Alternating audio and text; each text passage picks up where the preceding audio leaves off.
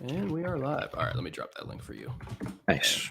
And I'm going to tweet it out so we can get some people in here, so we can talk about football for a few minutes, then we'll do the show. Yay. I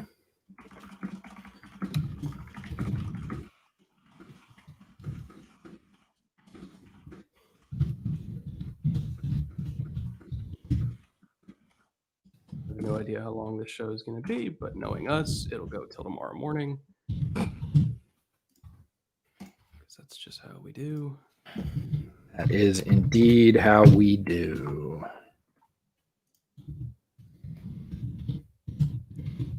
All right. That tweet went up. Wow, chat's going nuts. Okay. Everybody was waiting. They're all pent. We have nothing better to do but talk about football. Hello. Everybody's here already. They are all pent. They're excited. We're getting to the good stuff now. Do like 10, 15-minute pre-show chit chat with you guys since you decided to come watch us live, and then we'll do the podcast live. Have that be our kind of new thing that we do. I think it's fun doing a podcast with an audience. It's definitely different. Better. I don't want to say better, just very different energy and lots more smart questions, lots more interaction. I'm all for it. So people that call us out when we're wrong in real time, which I dig that, not gonna lie. Yeah, and then things wrong, which is all the time. What did they say last week that threw you for a loop? Because I had a couple that I caught. There were some good questions and good. I'm not even talking about good questions. I'm just talking about random stuff occasionally. It was what was the team we were talking about? Their corners. Oh, man, I can't remember. I don't know. We were talking about somebody said EJ doesn't look like I thought he did, and I was like, okay. Is that a compliment? Better? Is it better? So. Is it worse? No, I mean, I know the experience, right? Because you grow up listening to people on the radio, and then you see them at some live event, and of course their face doesn't look exactly like you thought it would after years of listening to them, and you're like, huh. And it's just that schism between what you see and what you hear. But I saw that sort of float by in the chat last week, and I was like, huh. Not sure what that means, but okay. Good for them. Did I tell you I went to the dentist today? And I'm gonna try to avoid it, but I might be high as a fucking kite on the podcast in a couple of weeks. I'm sorry, that's gonna be fun. Somebody made it 30 years on this earth without getting their wisdom teeth out, and then they gotta come. I am sorry about that. Mine came out in college, and wasn't that a fun weekend? Oh. Please talk about Urban Meyer's hire. Did you have an opinion on Urban Meyer to the Jags? Because I haven't studied, he's kind of morphed his offense so much, from destination to destination to destination. He kind of just conforms his offense to whatever he's got. He is good at that. I don't really have an opinion on how he's going to fit whether it's Lawrence, whether it's Fields, whoever, because I feel like he's just going to build an offense around what they do well. So. You mean how he's going to fit with Dwayne Haskins? I don't know if he liked Dwayne Haskins. Dude, he wasn't super enthusiastic about him. Did you see what he said about Dwayne Haskins versus Joe Burrow? I remember because he was in the media at the time. Yeah, he was like, Joe's pretty accurate. Joe's accuracy's gotten better. I mean, he didn't get to Dwayne's level, but he's definitely improved. I was like, wait, what? So there's something about backing up your guy for sure. What I found interesting is he still said he should have gone back to school, and I think I think he was talking maturity. Sure, and that may well have played out in exactly what we saw in Washington this season, but. I also saw today that folks in major college coaching are saying every major college football coach wants to find their way to the NFL right now because of the transfer portal, right? You have taken the one thing they had, which is you're going to have this guy for 3 or 4 years, and it's almost impossible for them to leave. It's a hardship for them to leave. They have to give up a year. They got to go to a new system. So unless they really hate it and shoot their way out of College Town, USA, you've got that guy, which is an unfair system. We don't need to get into that. But now that the gates are off and anybody can go in the transfer portal anytime they want to, college coaches are like, well, this is like the Wild West. I can't, it's like college basketball is, right? You get a guy for a year and he goes to the draft. So everybody's like, this person said everybody wants to go to the NFL. I don't think that's necessarily true, because college coaching can be a really good gig. And you see college coaches that are well ensconced at a school, really enjoying their surroundings. I'm thinking of Stanford, right? Everybody wanted the head coach from Stanford. Head coach from Stanford was like, man, I coach in Palo Alto. I got smart kids. I got a great offense. I'm not going anywhere. Yeah, I'm not going anywhere. So, I mean, it depends. The thing you have to consider too, how many college coaches do you think genuinely enjoy spending months out of their year going to some 17-year-old's living room and begging him to come play on his team? That's the part about college coaching, but college coaches also get to go to sleep at night. Pro coaches do not. And it's interesting also because I feel like college coaches have more job security, but the job itself is more annoying. Whereas the NFL game, I feel like, is more all about ball. Yeah. Oh, for sure. No, we don't have to deal with playable, but there's less job security. Sure. We don't have to deal with classes. We don't have to deal with, typically other issues. That's again, everybody's on the professional level, and NFL teams have entire staffs of people to deal with that. So yeah, it's two different animals. I don't know that all college coaches want to go, but anyways, welcome to the stream, everybody. Our Urban Meyer, look, the situation in Jacksonville is really, really good. Like, if Urban Meyer is ever going to succeed in the pros, he's got the first overall pick. He can pick anybody he wants to. That's probably going to be a quarterback from Clemson, probably. But he's got 4 picks in the top 65. He's got $100 million in cap space. Yeah, I mean, you've got all the resources you could possibly want in Jacksonville. So if 2 years from now, Urban Meyer is losing his way out of the league, which I don't think is going to happen. He's been successful at every stop. But if that's the case, it won't be because he didn't have enough draft picks. He didn't have enough free agents he could sign. He didn't have enough money to be flexible to get folks he wanted into his offense or on his defense, for that matter. So it's a really good spot. If he's going to succeed resource-wise, there's not a better shot in the NFL anywhere. I have seen kind of a conspiracy theory float around. And again, everybody who's now kind of piling into the pre-show, welcome. We're going to start the podcast probably about 15 minutes, but we're just kind of chit-chatting right now. I've seen kind of some conspiracy theories floating around that he's going to take Fields number 1 because of Fields' athleticism. And we know that Urban Meyer really likes a mobile quarterback to enhance the run game because he's all about numbers advantages, both in the run and the pass game. Trevor's super mobile.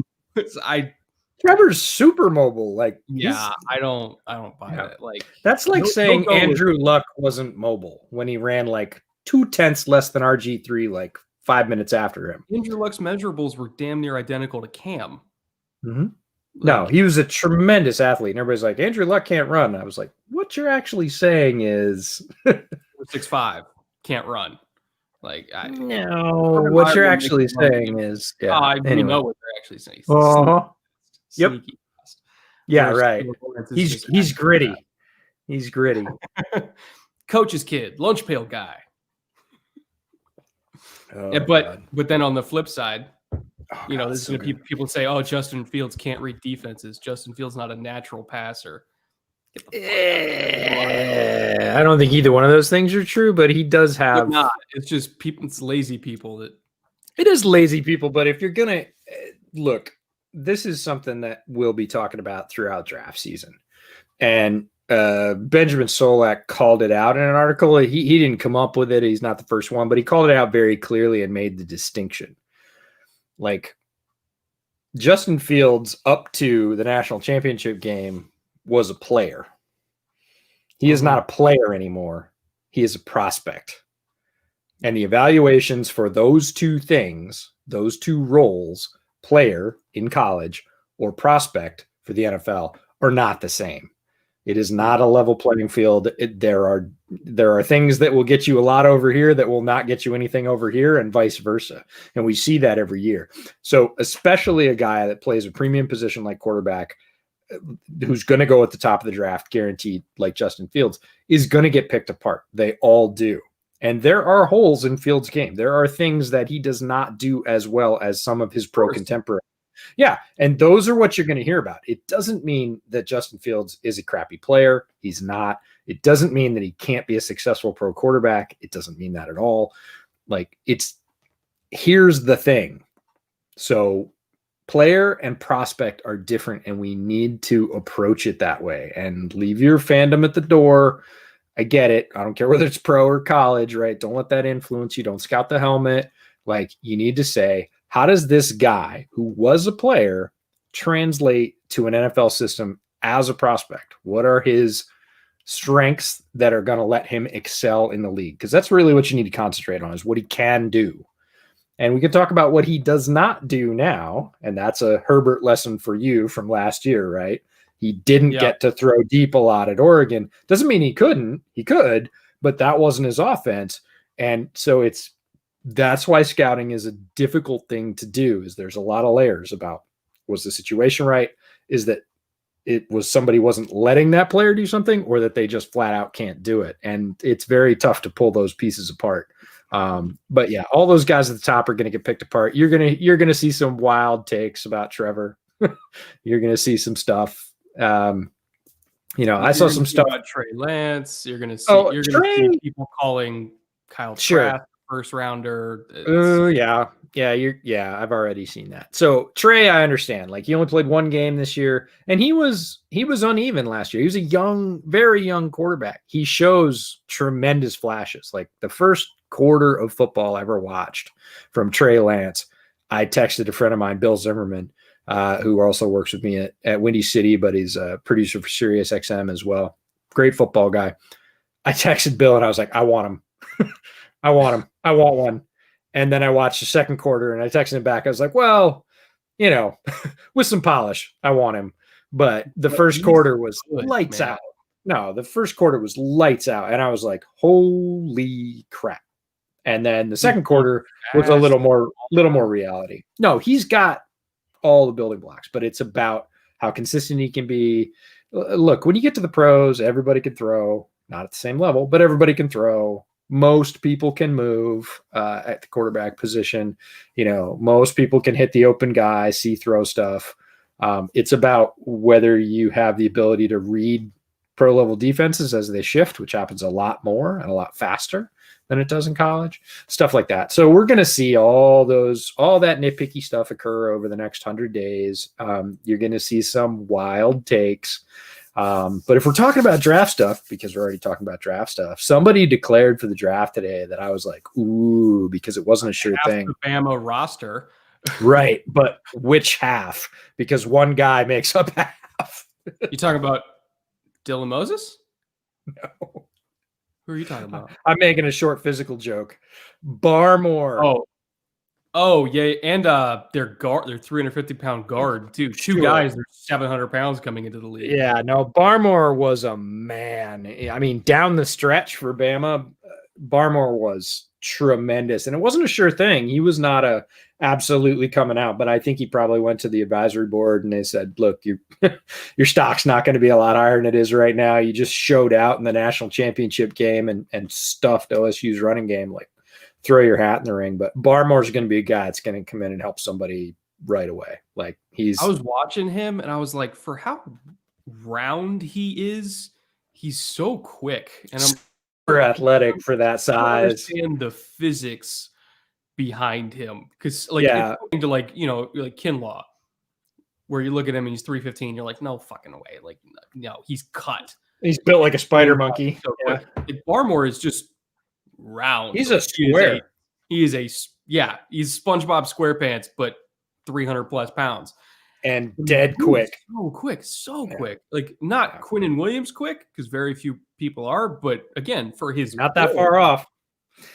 He's going to surprise some people. Yeah, I was excited that he declared. I hope it's the right move for him and everything else. But from a from a rubbing your hands together, waiting to watch a prospect and really dig into the deep stuff, not just the TV angle on the natty. Barmore's gonna be fun.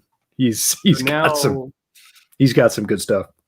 Confirmed Dylan Moses, the seniors. So we got Smith and who's the running back? Who's like the best running back? Najee Harris. Yep. Waddle declared today. Mac Jones declared today. Yep. Deontay, their guard, who, fun fact, did not allow a sack in 4 years. Literally never allowed a sack ever in Alabama, which in the SEC, has that ever happened? For a starting guard for that long to never allow a sack? I know Whitehair didn't allow one in his last 2 years, but that's still insane to me. It's insane. I don't even think Quentin Nelson did that. No, probably not. Occasionally you slip.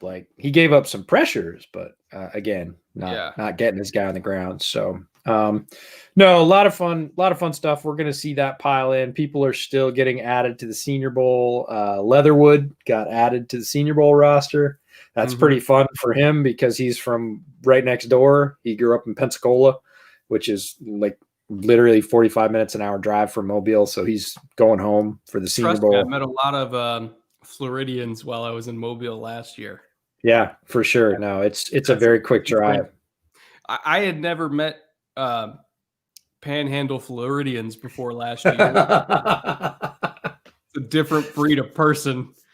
I'll just say that. Yeah, it's a beautiful area of the country, but it is not. Yeah, Florida's a fascinating. Those people state. can drink. I thought I could drink. Good God. No. I'll just say that. That's a whole different class. It's like hanging with Australians. They say, "Oh, you want to drink?" And you're like, "Not like that. I'm not professional." No. I'm still amateur. I haven't gone pro yet. That's right. I still have my amateur status card. I can go to the Olympics. I'm assuming Jim's working hard to get Mac Jones to go to the Senior Bowl, and he probably will. Matt Miller's working hard to get Mac Jones to go to the Senior Bowl. He put out today. He'd be the highest profile quarterback there. Well, and the biggest question, and he's right, all these guys that are saying Mac Jones should go to the Senior Bowl are right for one reason. The biggest knock, or again, we talked about pulling those layers apart when you're scouting a player.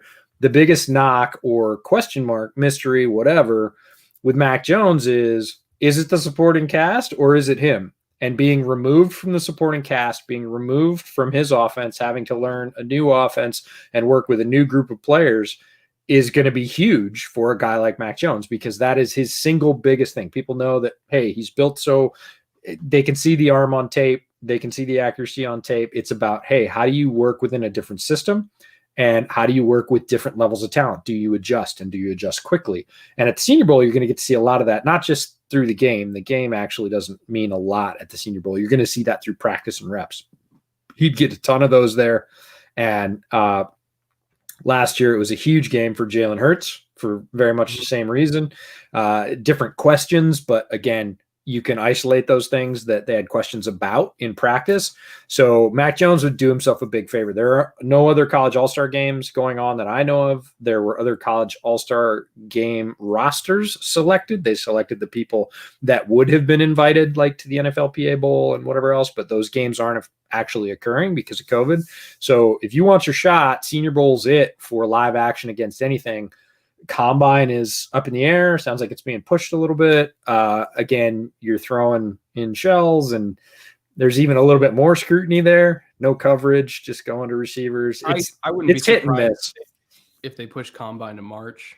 I wouldn't be surprised at all. Yeah, I've heard different things. I don't want to spread rumors, but I've heard different things about that. So it probably won't be your stock Combine in Indy. So again, if you want to get in front of scouts and you want to throw live balls to receivers and show that you can adapt to folks that aren't the Heisman Trophy winner, Mac Jones would benefit.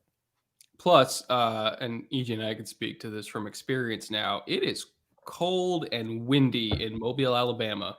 It can be. It certainly was last year. It was. Do you remember the feeling we were sitting on the bleachers and we saw Anthony Gordon take a rep, and then we saw Jordan Love and Justin Herbert take a rep, and we're like, NFL, not NFL. That was my question about Gordon, and everybody was really leaning into Gordon. Gordon was, I think I did 8 media hits from the Senior Bowl week. I did a bunch of podcasts, radio show, whatever. And 5 of them asked about Anthony Gordon. Anthony Gordon was a hot name going into the Senior Bowl. It's like, hey, it's Gardner Minshew Mania was starting, and Gordon was next, and it was just everything was primed, right? And Gordon, and I was like, like even before I saw him throw, because I'd watched tape of him, which is what I'm doing right now for all the players that are going to the Senior Bowl. I'm actually watching quarterbacks right now, getting ready to go to the Senior Bowl, and I'd watch Gordon, and Gordon again. Great college player, not a great pro prospect. And as soon as you saw him throw, trying to cut through the cold wind, which you'd think he was used to playing at Wazoo. Wazoo's outdoor. It's extremely cold in Pullman, extremely windy, typically, especially late season, Apple Cup, stuff like that. He does not throw with a lot of juice. It's like watching 2 kickers, right? And they're both kicking 50-yard field goals.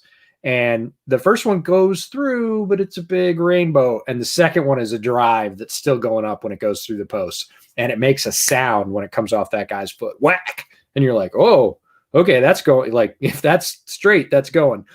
Gordon's ball's the same way. When it comes off his hand, it's probably going to get there. He's good at anticipation. He's good at timing. But the windows are so much smaller in the NFL. You're not going to get away with all the stuff he got away with because he was incredibly productive. That's the other thing is he had stats all day at Wazoo. Mike Leach's air raid at Wazoo. He threw up numbers all over the place. But 2 things if you watch Gordon's tape. 1, the arm was okay, but it wasn't great. And 2, he had all day to throw at Wazoo. He had 4 and 5 seconds all the time, and that's not going to happen in the pros. You're going to get 2.5, 3, maybe. His mobility is pretty good. His frame is not great. He's not huge. He's a slighter guy. 1 6-ish, 6'1", yeah. 5, you know. Yeah, 210, 215. Not a big guy. When they were doing the rollout drills, and he had to do which at this point it is mandatory in the NFL for you to be able to throw on the run, especially rolling to your right, like. You got it on the run. Sorry, I just watched somebody last night, and I was like, that was one of my like huge red marks. You want to know who it was? Ellinger. Oh, Texas. I think he's also in the Senior Bowl. He is, which is why I'm watching him. Like I said, prepping quarterbacks for Senior Bowl right now. And I watched Ellinger's tape. And Ellinger has a lot of positives. This is not an anti-Ellinger rant, but he's built. We talked about Barmore. Like for a quarterback, Ellinger is built. He's built like a running back, and he runs pretty well, especially up the middle with power. He's almost like a fullback, and he can throw. It's not that he has a small arm, but he is not good on the run. Like his everything declines on the run. It's just he doesn't have that like. The Trubisky, who's a guy we both talk about a lot, like Trubisky excels outside the pocket. He gets really good on the run, and he can get great velocity on the ball. He can throw at all levels of the field. But chat said Ellinger is white JT Barrett. That's not bad. Like that's not a bad comp. Okay, so we should have our comp talk later. But no, I was just really surprised because he's an athletic guy. He's got power, especially in his core, which is you need rotational power in your core to throw on the run to the outside, either side. And he's got all that. But, man, whatever internal wiring makes you really good or athletic, it's like that, shortstop that can really scoop a ball on the run and just rip it to first. He doesn't have that. When he gets outside the pocket, outside structure, his everything goes down. His accuracy goes down, and he'll throw some really not terrific balls. So he kind of we'll start the show in like a minute, but I'll just say this. Build wise, mobility wise, heart wise, tries. Like he tries. That guy is competitive as all get out. Yeah. He is better than Tim Tebow. Mm-hmm.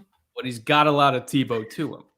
You'll hear that from the announcers. I watched 2 games the other night. I heard Tebow's name 3 times. Like it is a very straightforward comp because it's in your face. Yeah, I mean, I think he's a better thrower than Tebow, but they're maybe 50%. Tebow could throw, and again, Ellinger in the right spaces occasionally. Middle crossers, like if you want hey, EJ, what does Ellinger do well? Like, that guy makes a living on middle crossers. If you're running scissors or mesh through the middle, like he can hit that route, right? Under 12 yards, in between the hashes, he hits that route a lot, and he throws it with pretty decent accuracy and timing. He occasionally will get behind guys, but like he throws that, he makes money on that route. But anything beyond about 12, 15 yards and anything to the deep boundary is an absolute crapshoot. Like, so Daniel Casement said, what about a guy like Trask? Trask can't run. There are guys that have success in the league without being able to run, but you put him behind an offensive line that is not good. And again, there are things to love about Trask. Yep. But when there are offensive trends around the league that we see dominating. LaFleur, Shanahan, Arthur Smith, McVay. Dable. All these guys, it's very boot heavy.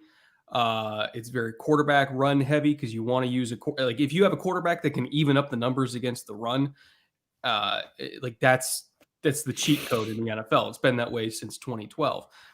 So if you don't have a quarterback that you can make, at least you can make something happen with the run game, or that can, be useful on bootleg. Like Jared Goff is the bare minimum that you want, because Goff is not fast, but at least he's okay on. But like Jared Goff and Matt Schaub are like the same guy, where not fast, but at least okay enough on bootlegs. If he keeps the ball, he's going to get 4 or 5 yards. I don't know if Kyle Trask is going to get 4 or 5 yards on bootleg before the defense catches up to him. Maybe. No, he's not super mobile, but Kyle Trask is, and people are going to jump all over me for this, but Kyle Trask is an ideal number 2. Right? He's smart. He can distribute the ball. He's not going to play Lamar on the scout team for you, but if you need a guy to come in for 3 or 4 games, throw sort of an accurate short to medium game and occasionally take a deep shot, he's like kind of like Andy Dalton-esque, right? Yeah, I think Andy was faster though. Andy's a better athlete running, but if you're thinking about his role in the passing game, and again, if you had Andy Dalton coming off the bench for 3 or 4 games while your guy was hurt, while your number 1 was hurt, a lot of teams would be really thrilled with that. And I think Trask can grow into that role. And there's going to be Florida fans that are going to jump all over me. Look, Florida's offense was loaded too. The same things that happened with Mac Jones, right? He had Pitts and Kadarius Toney. And, last year he had 3 wide receivers that were drafted into the NFL. He's had a good surrounding cast, great surrounding cast from college standards in Florida. So again, you have to separate those two and look at what he can do. He is accurate. He throws the ball with timing. He's got a much better command of the passing game than a guy like Ellinger. But you cannot have mobility factored into your offense with Kyle Trask as any kind of trump card or flip the field to your advantage. It's not going to happen. You're going to have a good protecting offensive line. And you're going to have to ask him to do things that he's good at. If you do, I think he can win football games. If you don't, he's not going to be a +1 against the defense because he doesn't move that well. No, ironically enough, Dable might actually be a good fit for him solely because Dable conforms his offense to the guy he's got. And when you look at how Buffalo runs their stuff, like they know that Josh likes to hold the ball for an eternity and throw the ball down the field, which Kyle Trask has a lot of that in him as well. So Buffalo is way up there in terms of percentage of snaps where it's 6 and 7 man protections, because they know that Josh is going to hold it anyway, so you might as well protect him. I think wherever Dable goes, if he goes to a quarterback needy team, you might be looking at Trask on like day 2 because he knows, hey, I'm going to run a lot of 6 and 7 man protections anyway, as long as I have receivers that can get open 3 on 5 down the field, like Diggs and Gabe Davis, and John Brown and Cole Beasley. He can make that work. But again, there's a short list of NFL coaches that can do that with a guy like Kyle Trask because he's kind of one-dimensional. So Anyway, we'll have months to talk about the draft. Why 6:21? We're running a little bit behind. Why don't we actually get into doing the podcast? You guys can watch us do the podcast live. 380 people watching right now. It's a pretty good group. Thank you to everybody who came to watch us do the show. Yeah, not bad considering we started with a little bit of late notice. We're sorry about that. We were going to do it earlier in the week. We pushed it a little bit. Things happen this time of week, but can't thank everybody enough for showing up on short notice and otherwise. And again, a huge shout. This always kills me to our international viewers and listeners, folks that are awake at 3 a.m. in Germany and Austria and, first thing in the morning in Tokyo, Brazil, India, you name it. We had just a ton of people reach out after the last one, staying up late, getting up early. I just, there's a couple of 17-year-olds going back and forth on Twitter, a German and an Austrian, talking about who's going to stay up later. That just blows my mind that here we are sitting on the West Coast of the U.S. talking about football, and that enough people are interested that they're staying up late, getting up early, checking us out. So huge thank you to everybody for the questions, for showing up, for interacting with us on Twitter, for retweeting our stuff. I'm starting to see that, right? We put out the live stream, like 3 people retweeted it to their followers almost immediately. That stuff is all great, helps us grow, and you just have to know that we love all of you. Yeah, you guys are amazing. So sit back, grab a drink. Got a long show ahead of us. We got a lot of games to talk about. We're going to do some quick recaps of all the wildcard games, and then we'll dive into a preview show. So that being said, EJ, are you recording on your end? I just started. Sweet, I'll record on mine, then I'll marry that up in post later. Take a swig of water. Now make sure you're recording off this big mic in front of you. Yeah, people that don't know, I fucked up the audio last week, so I couldn't record. I couldn't actually put out the podcast version of the show. By the way, you can tell me, chat, if my voice sounds better than it did last week, because I actually put the right mic in this time before we start the show. Felix, or not Felix, this is actually my hoodie. I did a Spider 3 Y Banana hoodie for my kind of play call series, and this is the Raiders one. I'm going to be doing a Spider 2 Y Banana version as well, because people are demanding not just Spider 3, but Spider 2. So you got to go variants now? Enough Raiders fans demanded Spider 2, which the only difference between Spider 2 and Spider 3 is the direction of the play call. So I'm going to do Spider 2 as well. Wow, Raider fans being OCD. That's not something I had on my 2021 bingo card, but okay. Yeah, they're very particular. They're very particular. So Spider 2 is going to be coming out good. Coming out soon, I should say. Anyway, so I'm going to get going with the show here. Let me pull up the rundown. And with that, 3, 2. What is up, everybody? Welcome back to another episode of the Bootleg Football Podcast, Divisional Preview Edition and Wildcard Recap Edition. I want to thank everybody who's tuning in live right now to the live stream. If you're watching this or listening to it later, either in podcast form or watching the stream later, thank you for joining us. It's going to be a jam-packed show. We got a lot to talk about, 6 wildcard games and 4 divisional games to talk about in total. So buckle up. We got a long show. EJ, buddy, how you doing? And what are you drinking? I'm fine. I am recovering from an overload football weekend. It was amazing, right? The wild card weekend with 3 games stacked Saturday, 3 games stacked Sunday. I watched most of all of those games, 4 in their entirety and 2 of them in partial. It was tremendous. There was great football all the way around. We're going to talk a little bit about those, but now really getting down to it. Now we're getting to the contender sort of section with the divisional round, really starting to separate folks that are hitting their stride at the right time from those that are maybe limping along a little bit. Cough, cough, Rams. But I'm outstanding. Yeah, no, they got beat up. So we'll talk about that as well. What am I drinking? I am drinking one of my favorites. It's local. I will hold it up so folks on the live stream can see. It is from Silver City Brewery right over in Paulsboro, Washington. It is Ridgetop Red Ale. I have featured it on the podcast before. These guys do a tremendous job. I love red ales. Brett loves red ales. This is a 22 ounce. Great stuff. And yeah, looking forward to getting to it. What are you drinking?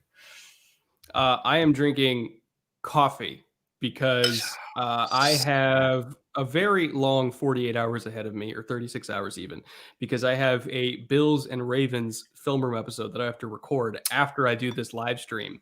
And I'm going to be drinking 2 or 3 whiskey sours while doing that.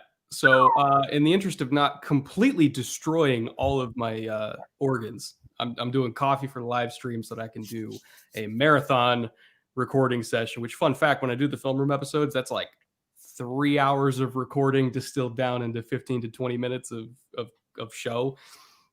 So yeah, and I go through multiple drinks while I do that. And if you're a Bills fan watching this, by the way, the drink that I'm doing, or the cocktail that I'm doing for film room this week, is called Poncho's Revenge, which is a drink that I came up with. I wanted to kind of make something special for Bills fans to celebrate their first playoff win in a couple decades, and to celebrate Poncho Villa.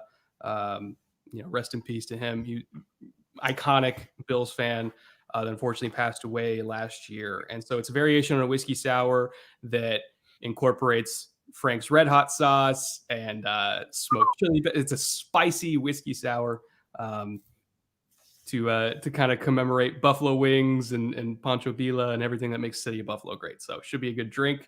I'm going to get absolutely loaded on those tonight while I record that film room episode. Can't wait. And then hopefully I'll have that out on the film room channel sometime tomorrow night before the game. You know me, I'm always late with my film rooms. But that being said, why don't we get into our wild card recap segment of the show? We'll just spend a few minutes on each game, just kind of key takeaways, and then we'll go into the deep dives for all the divisional games. First up, we got Colts Bills. Speaking of the Bills. Perfect segue. Yeah, which I did not plan at all, but here we are. EJ, what's your main takeaway from Colts and Bills? Oh, man. Let's go, Bills. For those that don't know, I have a hereditary Bills rooting interest. My entire dad's side of the family is for Buffalo. All my aunts and uncles, all my first cousins, grew up spending a lot of time there. I grew up in upstate New York, about 4 hours away. So spent holidays in each, they'd come to our house, we'd go to their house. Bills fandom is core to me. I am closet Bills fan. Bills are sort of the AFC team I follow. I am a Bears fan, as you can tell, but my entire half of the family is Bills fans. And, they've been through it all. They've been through, going to the Super Bowl 4 times, Steve Tasker, wide right, all that stuff, all of it. And the first people I texted as soon as that game was over was my uncle, who also happens to be my godfather, my first cousin, and my aunt. And I was like, Bills win, right? And Bills fandom, if you don't know, if you haven't been to Buffalo or you're just taking it in from the broadcast angle, it's different. Mm-hmm. I have never been to a city where they are so tied to a singular team. They love the Sabres, like I love the Sabres. They love their minor league baseball team, the Bisons, which play right downtown in a great little park. That's all cool, but it is a Bills town. If the Bills win, that city is happy. And if the Bills don't, that city is grumpy. And I don't mean like the football fans in that city are grumpy. I mean everybody. The meter maid, the guy at the hot dog stand, your bank teller, like you'll just know on a Monday if the Bills didn't win, because that whole town is like, right? But they will always support the Bills. They will never fall away. It doesn't matter how long the stretch has been. It's been a long time since the Bills won a playoff game. Doesn't matter. It is core. It is through the point and whatever else. And the Bills did it right. They broke it down. They got a new staff. They went through the 2 lean years of putting it together. Look, you got to hit on the quarterback. And the Bills themselves, JP Losman and EJ Manuel, they have missed, right? Oh, and a lot of people, including me, said Allen is a huge stretch. It's a huge reach. He has unlimited talent, but he also has unlimited rough edges. And nobody's ever made the jump that Josh Allen has made. Mm-hmm. Ken Dorsey, the quarterback's coach, Brian Dable, the offensive coordinator, they deserve a ton of credit for this Brandon Beane, the general manager, going out, getting Stephon Diggs, assembling all the rest of that talent, getting guys like Gabe Davis, reinforcing the offensive line. They've done everything, and now they're here, and it's all clicking, and Josh made the leap, and they are poised. They are the biggest threat to KC in the AFC, easily. And this game was closer than I thought. We both talked about it on our preview show. We thought the Bills might run the table on the Colts. Colts hung with them for longer than I thought they would. But Josh Allen was hitting on all cylinders. And not surprisingly, the fortune of the Bills comes down to how the quarterback's playing, right? Everybody else has to play well. Yes, it's a team sport. But if Josh Allen's firing, the Colts aren't winning.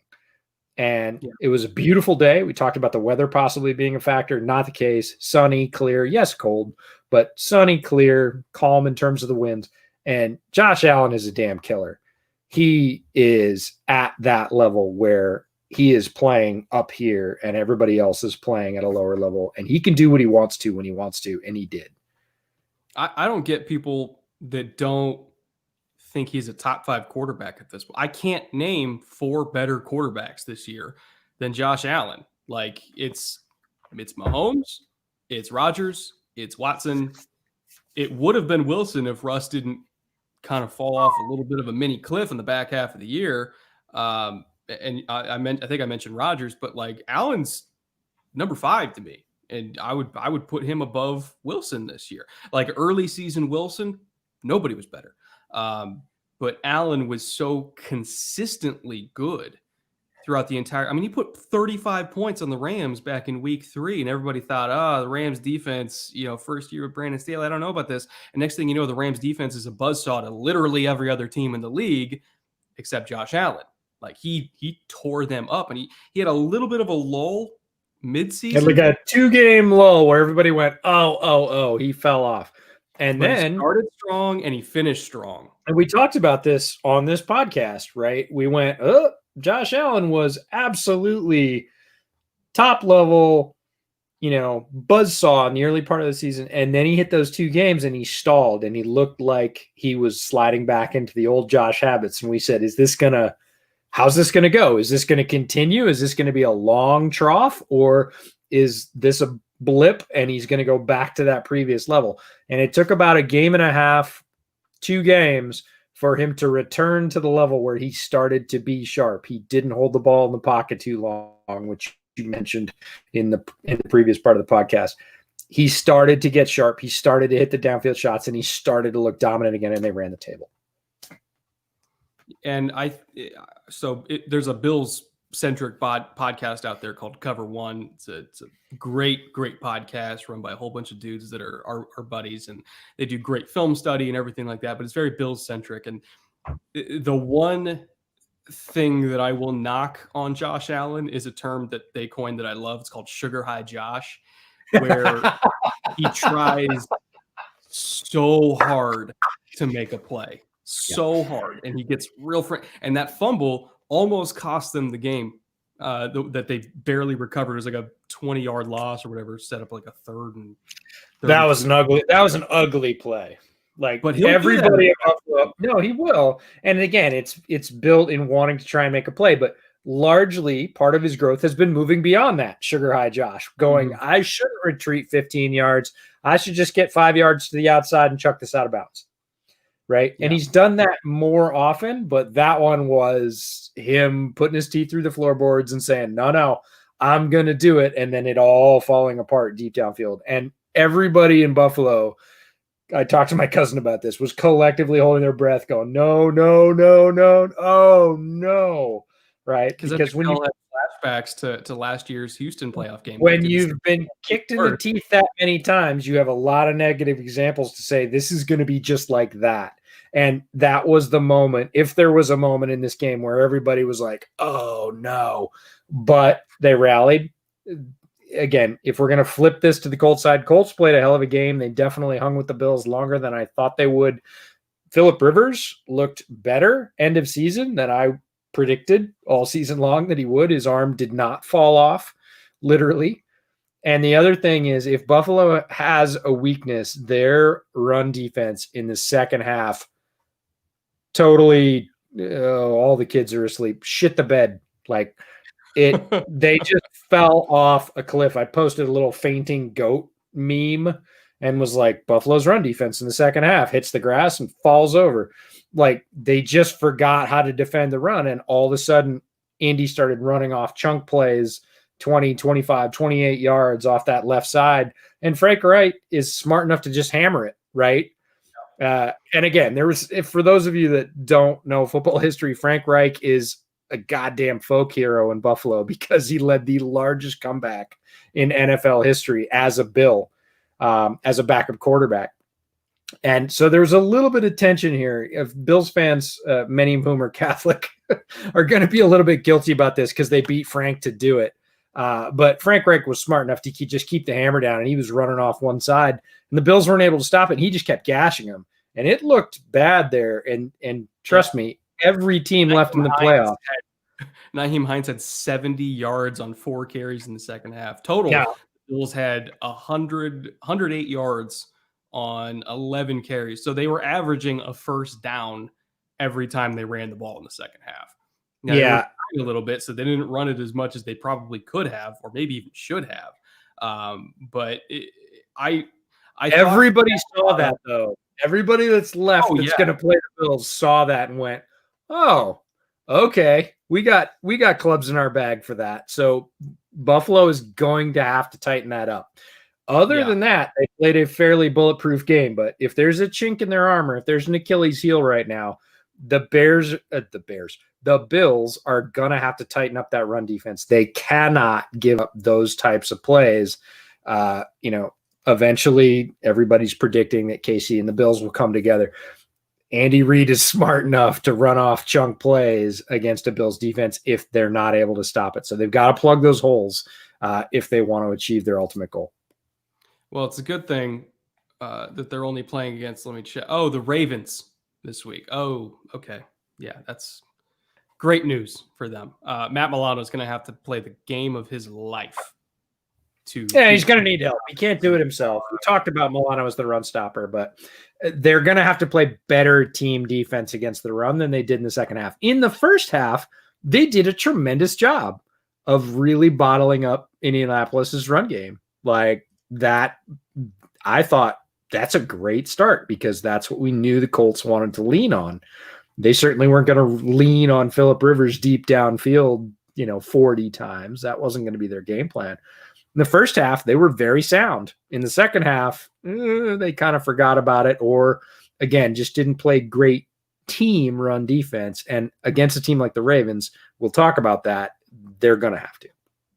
Yeah, I mean, they had 55 yards rushing in the first half and 108 in the second half. So it's not a great form.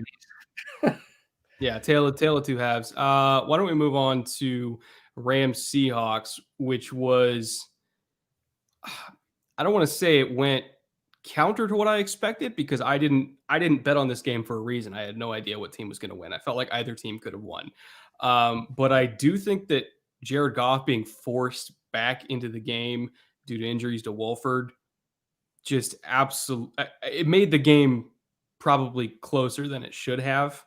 The Rams defense absolutely was a buzzsaw against Seattle. Schottenheimer got fired over it this past week because of philosophical differences with Pete Carroll. Pete really wants to run the ball a lot more. Schotty really believes in analytics that tell him to focus more on the pass game. But when you go up against a pass defense like the Rams 3 times and they kill you every single time because that's what they do, Pete got frustrated because Pete's old school. So the Rams defense won that game for them. I think if Wolford was able to play the entire game because Goff was not good, like you could tell his thumb is just not there. He could barely throw. His biggest gain through the air was a crazy catch to Cooper Kupp. Like it was not a good offensive performance, but their defense is so damn good that they won anyway. If Wolford played the whole game, they probably would have won by double digits or at least more.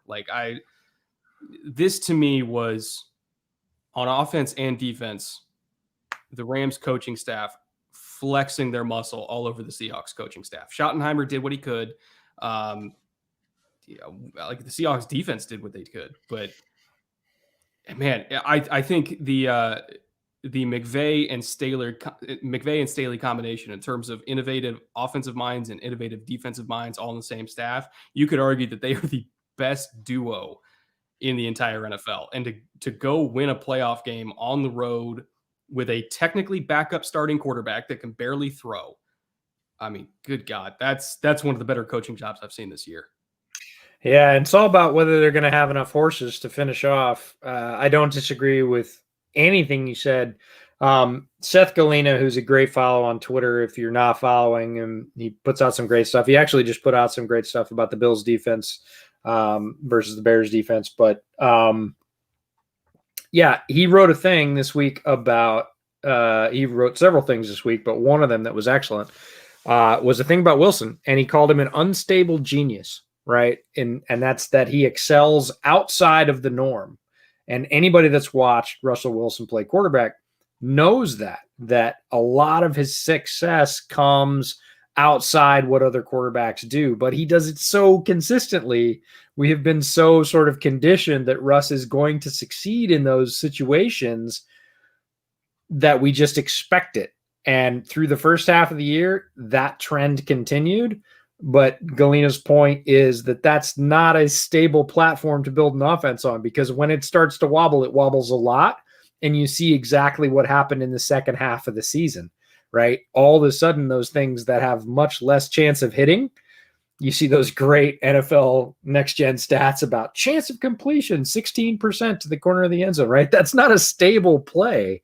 That is an outlier play, but Russ makes them all the time. When that starts to wobble, it falls apart badly. And if you're still leaning on Russ to cook and not, again, doing what Pete wants to do, which I'm not saying is the right approach, going back to that old school pound the rock running game, you're going to get results like this where you lean on Russ and he comes up empty. And that's exactly what happened on the Seahawks side. On the Rams side, they're just running out of horses, right? The Wolford injury for me personally was pretty upsetting, because he took some spinal compression. He got hit right on top of the head, and it basically pushed his spine down like this. And for those of you that don't know about spines flex really well this way, forward and back and side to side. They do not flex compressionally, top to bottom. And as a person who has done that to my spine, I've had that injury. I had it from the other end. When they were showing the video of them pushing on Wolford's head with like 4 fingers and him going, ugh, I was like, oh man, please stop doing that, because I'm getting a little bit of PTSD. I have to stop watching that. And you could tell that he had nerve compression, what they call a stinger, because his left side was hanging down. His arm was basically dead when he went to the locker room. There were how many shots of that locker room door at whatever they're calling it now? I want to call it CenturyLink, but it's not CenturyLink. They have the new sponsor. Whatever it is. Anyways, yeah. I'm going to call it the Clink.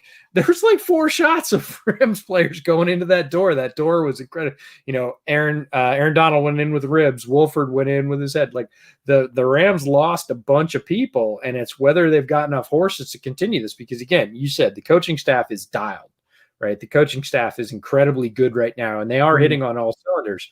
But Goff comes in, and this, I can't overstate this, right? Anybody that's ever had surgery on anything, but thumbs are tremendously unstable.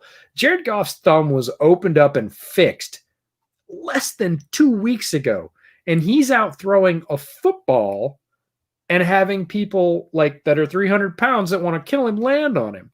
They showed his thumb during the game, and it was swelled the hell up. And of course it's going to be swelled the hell up, right? It's inflamed, right? It's not even healed, and he's out there throwing on it. It's a yeoman's effort by him. Tremendous work. But like, how long is that going to last? And Wolford's already been ruled out for this week's game. So it's, you know, Jared Goff with half a thumb, and then who's the backup? Bortles. Blake Bortles. Woo! Mm-hmm. So if you're real hot on Blake Bortles, he's probably going to end up playing in their next game that we're going to talk about in the preview. But the Rams did a tremendous job to get the win. The Seahawks did not hit on all cylinders, as Brett alluded to. The offensive coordinator, Brian Schottenheimer, out the door. You know, it's an upsetting thing for Seahawks fans. I get it. But it's not surprising given how they tailed in the second half of the season. Again, tale of 2 seasons, right? 2 halves of a season. First half, Seahawks untouchable. Throwing to DK deep all the time, throwing to Lockett when that's not open, running with Carson when they want to, and then you got to cover Russ scrambling. Like, forget it. You're not beating that team. Also, keep in mind, like literally, okay, of their last 9 games, so their last 8 games of the regular season and their 1 playoff game, 33% of them, 3 of those games were against the Rams, that are arguably the best pass defense in the league. Like, and they're nemesis. The Rams have eaten the Seahawks. As a former season ticket holder, the Rams have eaten the Seahawks for a long time, and like half of their decline in the second half of the season was because it's the fucking Rams. Like, what do you expect? Like, and they also had a game against the Giants that are a good defense. They have a game against Washington in the second half that are a great defense. Like, they're the anti-Bears.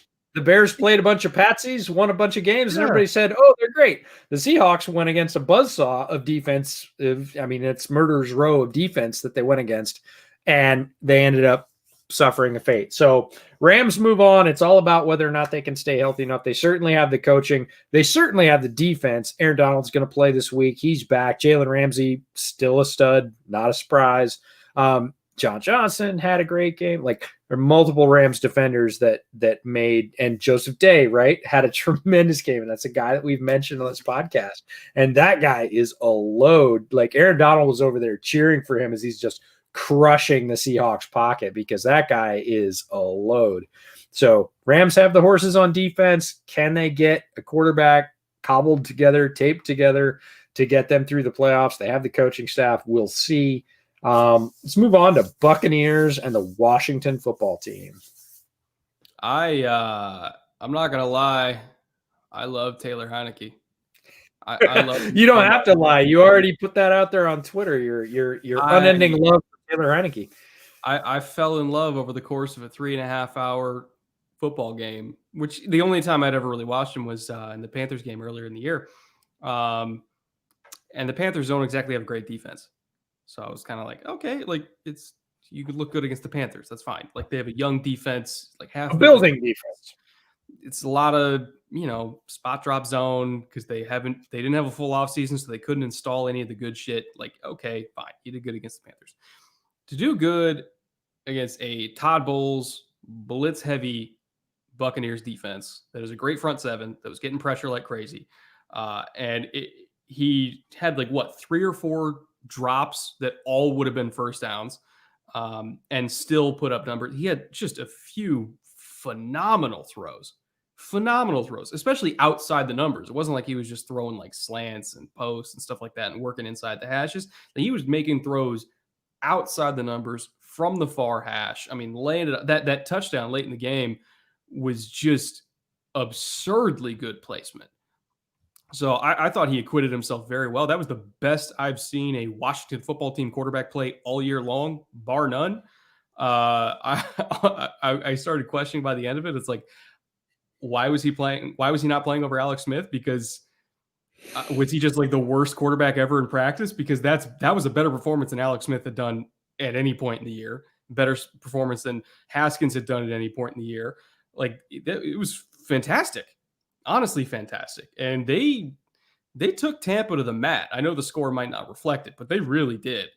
And I think if they actually caught another 3 or 4 balls that they dropped, man, like that could have been, I don't want to say like they would have beat Tampa, but they might have beat Tampa. Like, it would have been really interesting, because Heineke was amazing, and his improvisation in the pocket reminded me of a guy we just talked about, Russell Wilson, right? He had some escapes in that game that were like, what?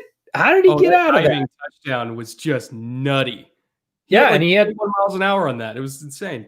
Yeah, so super scrappy play by Heineke, and very effective, and hit a Buccaneers team that wasn't on their stride. Didn't hit Gronkowski for a pass. Gronkowski blocked his ass off. Don't think he didn't contribute it to the win. He absolutely did. Chris Godwin, a guy that has, 4 drops over his previous 300 reception attempts, had 5 drops in a game. He had 2 drops all regular season, 5 in that game. It's insane. Yeah, over his previous 300 attempts, he has 4 total drops. In one game, he has 5. That is not a thing. Somebody said Chris Godwin out there shaving points, and it's like, ooh, hard to argue, because that just doesn't happen. So they hit a Buccaneers team that wasn't firing on all cylinders, still got it done. And honestly, Brady was amazing. this was a Brady flex game. Like, I'm 40 years old. I'm going to walk in here. All you guys say this defensive line is the absolute buzzsaw of the NFL. Watch this. I'm going to drop dimes. I don't care. And he didn't care about the Godwin drops. I mean, he cared because he's Tom, but he didn't stop throwing them, right? It's not like Godwin had 2 drops and he stopped throwing to him. Like, he put the ball on everybody, and his velocity and his placement at this point in the season we're up to what? How many deals with the devil has he made to be able to continue to throw like this at 43? Like, he came in and flexed. He was like, I'm not losing this game. I don't care that this Heineke kid is absolutely 2 cans of Red Bull in and ripping. I'm going to show him what a pro quarterback can do. And that's great. Like, but this was a Tom Brady flex game, and they didn't even hit on all cylinders. So we'll talk about it with their matchup with the Saints. But if they, quote unquote, bounce back and start to use all their weapons, they're a team right now that is in the right place. I will say this. They will probably draft a quarterback this year. But if Heineke's on the roster, I think Heineke's a free agent, if I remember correctly. If Heineke's on the roster, I would feel totally comfortable at least starting him to begin the year just to see what he's got. I got a place where he can go. Well, of course you do. Yes, of course I do. People more familiar with the rules can tell me if they're eligible to tender him and force somebody to give up a pick. Only if he's RFA. I don't know which one he is. Yeah, if he's RFA, they can get a pick for him because they'll have to match, and then they get a pick compensation depending on the level that they tender him at, high, medium, or low. I don't know if he's RFA or unrestricted free agent, UFA. But either way, if I'm Chicago, I'd probably make a run at him because I'm going to make a run at everything. Like, I was going to make a terrible joke about late night at a bar, but I'm going to make a run at everything because I don't have a quarterback right now. I've got Nick Foles, I've got Mitch on the way out of town, and I don't have a quarterback. So a guy like Taylor Heineke that I might be able to get for a reasonable investment, who showed the capacity to play well again, like you said, against a quality coached NFL defense with plenty of stars. That's enough to turn my head and say, yeah, I might give up a late round pick for that guy, or I might structure him a contract that says 2 or 3 years and I'll give you a chance. Well, you say that you don't have a quarterback, but it's okay, EJ, because if you watch the Bears press conference, I'm going to do that again because I haven't even drank yet. Well, you had coffee. If you watch the Bears press conference, you have everything else. You're going to do this quarterback and you don't have the wins. You're going to do this to me? Okay, Brett is referring to Ted Phillips, who is part of the Bears Brain Trust. He is a part, look, Ted Phillips is an accountant, and that's nice. Unfortunately, the Bears structure is a bit odd. The Bears GM reports to Ted Phillips, and they say Ted Phillips isn't involved in football decisions, but yet he's grading the top football guy in the organization. He's saying you can continue working here or you can't continue working here. And it's not Ted Phillips' fault. He doesn't know. He's not a football guy. He doesn't understand how to grade that. And Ted Phillips said in the press conference, did we get the quarterback situation right? No, we didn't. Have we won enough games? No, we haven't. But everything else is there. And our good friend Ted Wynn, who writes for The Athletic, said, yeah, and I'm only $1 million away from being a millionaire. Like, that was the play, Mrs. Lincoln. That's right. Those are the things, right? You got to have the quarterbacks. You got to pick up some wins. And the quarterback is the most important element to getting you wins in this league. So it is a bit odd, but no, if I'm Chicago, I absolutely take a low-key run at Taylor Heineke and say, hey, come on in, compete. Like, you might be the starter because what else is in front of you? And maybe he likes that. Maybe you pitch it the right way. Maybe he connects with Matt Nagy and says, yeah, this is a place for me where I can sort of carry my banner and lead even as a bridge, regardless of what the Bears do in the draft. So, no, Heineke played an inspired football game in several ways, and it wasn't one play or just being gutsy. Like, he showed many things that quarterbacks need to do. So I'm not opposed to your love of Taylor Heineke at all. Yeah, and I didn't feel like the Bucs played a bad game, like other than the Godwin drops. They had hiccups here and there, but when Heineke's making plays like that, throwing perfect throws, making some crazy runs that honestly not that many quarterbacks can do, like he was scooting out there, like they played a good game. They just got taken to the wire by another oddly playoff caliber team that only won 7 games. But if they started Heineke all year, they probably would have won more than 7 games. So, yeah, it was a great game all around, highly entertaining. And the chat is killing me right now.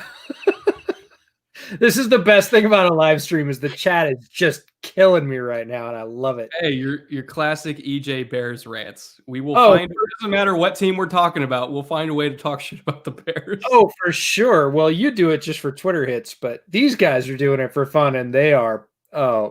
This is chef's kiss. You guys are absolutely nailing it in the chat right now. So good for you. Ravens Titans. Yeah. Ravens Titans. This was a good football game. If you didn't watch this football game, you missed out. This was an excellent playoff football game where folks that know what they're doing came with a plan and made it work. They came with a plan on both sides, and turns out the Ravens' plans worked better than the Titans' plans, but that doesn't mean the Titans' plans were bad. And the Ravens' plan was pretty simple. If you, again, watch this from a tape perspective, and Brett and I have talked about this already. We talked about it after the game. The Ravens came and said, Derrick Henry's the thing. Derrick Henry is the king. He is the key. He is the cog to that offense. If we break Derrick Henry and don't allow him to do Derrick Henry type things, especially late in the game, we win this football game. It was that simple. Now, that's a very simple thing to say, and many teams have said it this year. It is a very difficult thing to do in execution on a football field. And the Ravens goddamn did it. Like, they kept a guy that had 2,000 yards during the season to 40. Like, 2,000 during the season, comes down to brass tacks. Mike Vrabel is absolutely leaning on Derrick Henry to carry them forward. That has been their go-to all year. And he racks up 40 yards. That is a concerted effort by a Ravens defense. That is team defense. You can't stop Derrick Henry with one guy. It is a tremendous result, and it is an incredible outlier. If you go back and look at Derrick Henry's rushing totals week over week, go back to Pro Football Reference and look at the split logs, right? Look at how many yards he put up every single game. He is incredibly consistent. There is not a 40 among them. There is not a sub 100 among them, right? This guy runs the ball like crazy, especially in the fourth quarter. And the Ravens absolutely smothered him.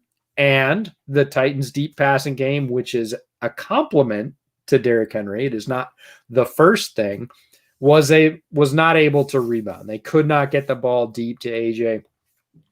Corey Davis didn't play. That turned out to be a big thing. And basically the Titans' offense fizzled because the Ravens threw a big wet blanket on it and held on real tight. And so credit also to the Ravens for adjusting and kind of going against tendency for what they normally do. Keep in mind the Ravens are number 1 in the league in blitz percentage at around 47%. They played man coverage in the regular season, the 3rd highest rate in the league. I had the number in front of me real quick. Let me pull that up here. So yeah, they played man coverage at a 48% clip. Again, 3rd highest in the league, which is just insane. They went against that a little bit. They only blitzed Tannehill 11 times all games. It was about 38%. So they dropped the blitz percentage a little bit. A lot of those blitzes were early in the game where they just kind of left Marlon Humphrey out on an island against A.J. Brown and said, look, we need you to hold up for 2.5 seconds while we go get Tannehill. And he couldn't. A.J. was working him early on. So then they switched.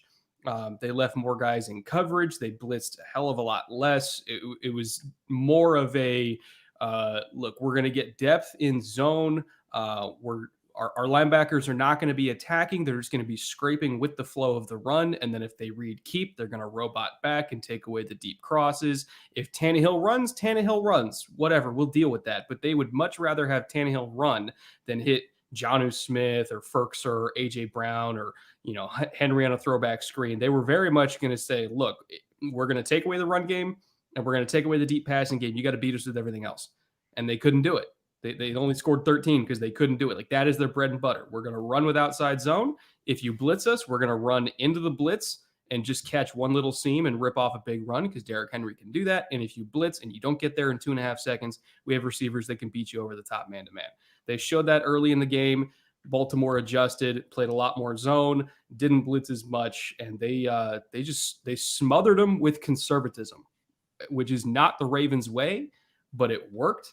And when we preview the Bills game, I've got some more numbers and stuff like that I kind of pulled up for the film room episode. But if they do that again to the Bills, they actually have a real shot because the Bills offense is great at what the Ravens normally do, which is blitzing a lot and playing man coverage. But since the Ravens got away from that against Tennessee and it got them a win, I wouldn't be surprised if they get away from it again this week against the Bills. But yeah, just phenomenal adjustment by Wink Martindale. Saved their season right there. Because if they kept doing what they were doing early in the game when Brown was tearing them up, they probably would have lost, to be honest. Yeah, there's a couple things to say about that Ravens defense to add on to what you said, which is all true. They were incredibly disciplined on the cutback lane. And usually they will be more aggressive with that. We've seen them be more downhill against that cutback lane, and they held a step against the cutback lane. There were several instances where, again, Tennessee offensive line moving one way, Derrick Henry waiting for that block to get by and shooting the gap, and there is a guy not only waiting for him, but firing downhill, right? You're going to commit, you're going to move. Okay, I'm going to come downhill right through that gap because I have not overcommitted for pursuit to the outside, and I've not engaged enough that I'm into the blocking flow that you can really get by me on the cutback. I am right here waiting, and as soon, like the instant that you turn upfield, I'm going to whack you. And another one was another sort of unheralded key to that was a guy we talked a lot about in draft prep, Justin Madubuike. And he had a tremendous game gumming up the inside and basically we talk about pin and pull on the offensive side as a run strategy. Pin and pull is also kind of a defensive strategy. If you're the 5 tech, get outside and lock that outside shoulder and make sure that it's not going that way. Madubuike went in and messed things up for the Ravens all day, and that made it very, very hard for the Titans to get by him. So a couple of tremendous performances. If we want to flip to the offensive side, Roman called an incredibly average game here, and Lamar Jackson is the reason the Ravens won this game. If Lamar Jackson is an average runner, let's just say he's a mobile quarterback and he picks up 40, 45 yards, maybe no score, maybe one score, the Ravens lose this game kind of going away. Because Lamar Jackson is exceptional as a runner, and I mean like way outside the norm, to the point where this stat might surprise you. I hope it surprises you. Lamar Jackson is 8th all time in rushing yards for a quarterback in the playoffs. Lamar Jackson has played 3 playoff games. He's played 3 games, and he is 8th all time in the NFL in rushing yards. He is exceptionally at well over 100 yards. Absolutely threatened. The 70-yarder, if you saw it, was just Lamar being Lamar, right? And they talked about that play, and the announcers talked about this during the game. This was Baltimore coaches saying, do what we want you to do, but when you need to break down, just be you. Don't say I got to pass, right? When on the field because you can. Right. When it gets there, let it go. Be you. And that long touchdown for Lamar was him being him, seeing that crease, knowing that was the play they talked about, and they said, if you see this, go. Right? He got a little bit of a middle gap. There are 3 guys that had legitimate shots at him, one at every level of the Titans defense. He got by all of them because he's Lamar Jackson. You could do everything right, and Lamar Jackson can still burn you. If they hadn't, Roman didn't throw together a good balanced passing game to support him, If Lamar Jackson is not elite at running, the Ravens lose this game because they don't score the points on offense. But Lamar's Lamar. He got through those creases. He beat the 3 defenders. They end up scoring enough points. He generates enough yards to keep their offense running pretty much by himself in the run game. Other guys contributed for sure, but it was a very conservative offensive game plan. And without Lamar's elite running ability, it doesn't work. So Andrew in the chat says Lamar is legitimately one of the 15 fastest players in the league. I can tell you this. In Atlanta, Georgia, Lamar's rookie year must have been his 3rd start, 4th start, maybe. I saw him in person play against the Falcons in Atlanta when I was out there. Just happened to be there, so I caught a game while I was there. That is the fastest I have ever seen a human run in my entire life. And I've seen a lot of Texans games live. I've watched Will Fuller completely gas out on a 9 route in person. Will Fuller was clocked at 4.2. He would dust Will Fuller. Like, this is an unreal level of athlete. Like Bo Jackson's speed. I'm not kidding. I don't know if he would clock in the sub 4.2, but if you remember Trendon Holiday, who was an Olympic level sprinter, that's the kind of speed we're talking about. It is the only guy who I think touches him is Tyreek Hill. That's it. Just in terms of acceleration and top speed, because Tyreek might have a little bit of acceleration. I think Lamar's got a little bit of top speed. If they ran a 60 meter dash, whatever it is, the typical track distance, they would be neck and neck. Everybody else in the league, not coming close. Those are the 2 fastest human beings I've ever seen with my own eyes. And when you also consider the fact that Lamar can throw, is he all the way there as a passer? No, but he's good. I wish that Greg Roman was a little bit better of a passing coordinator and not just running mesh all the time, but Lamar can throw. And when you package that with being literally the fastest human being in the entire National Football League, it's a very hard combination to stop. And the Titans defense did well, I think, acquitting themselves. Like all the counter, like the counter bash stuff that normally the Ravens absolutely eviscerate people with. The Titans were the first team all year to stop it consistently. All of their best runs were just Lamar scrambling. Like, it wasn't designed runs. It was just Lamar being fast. But the actual design stuff, the Titans did very well against.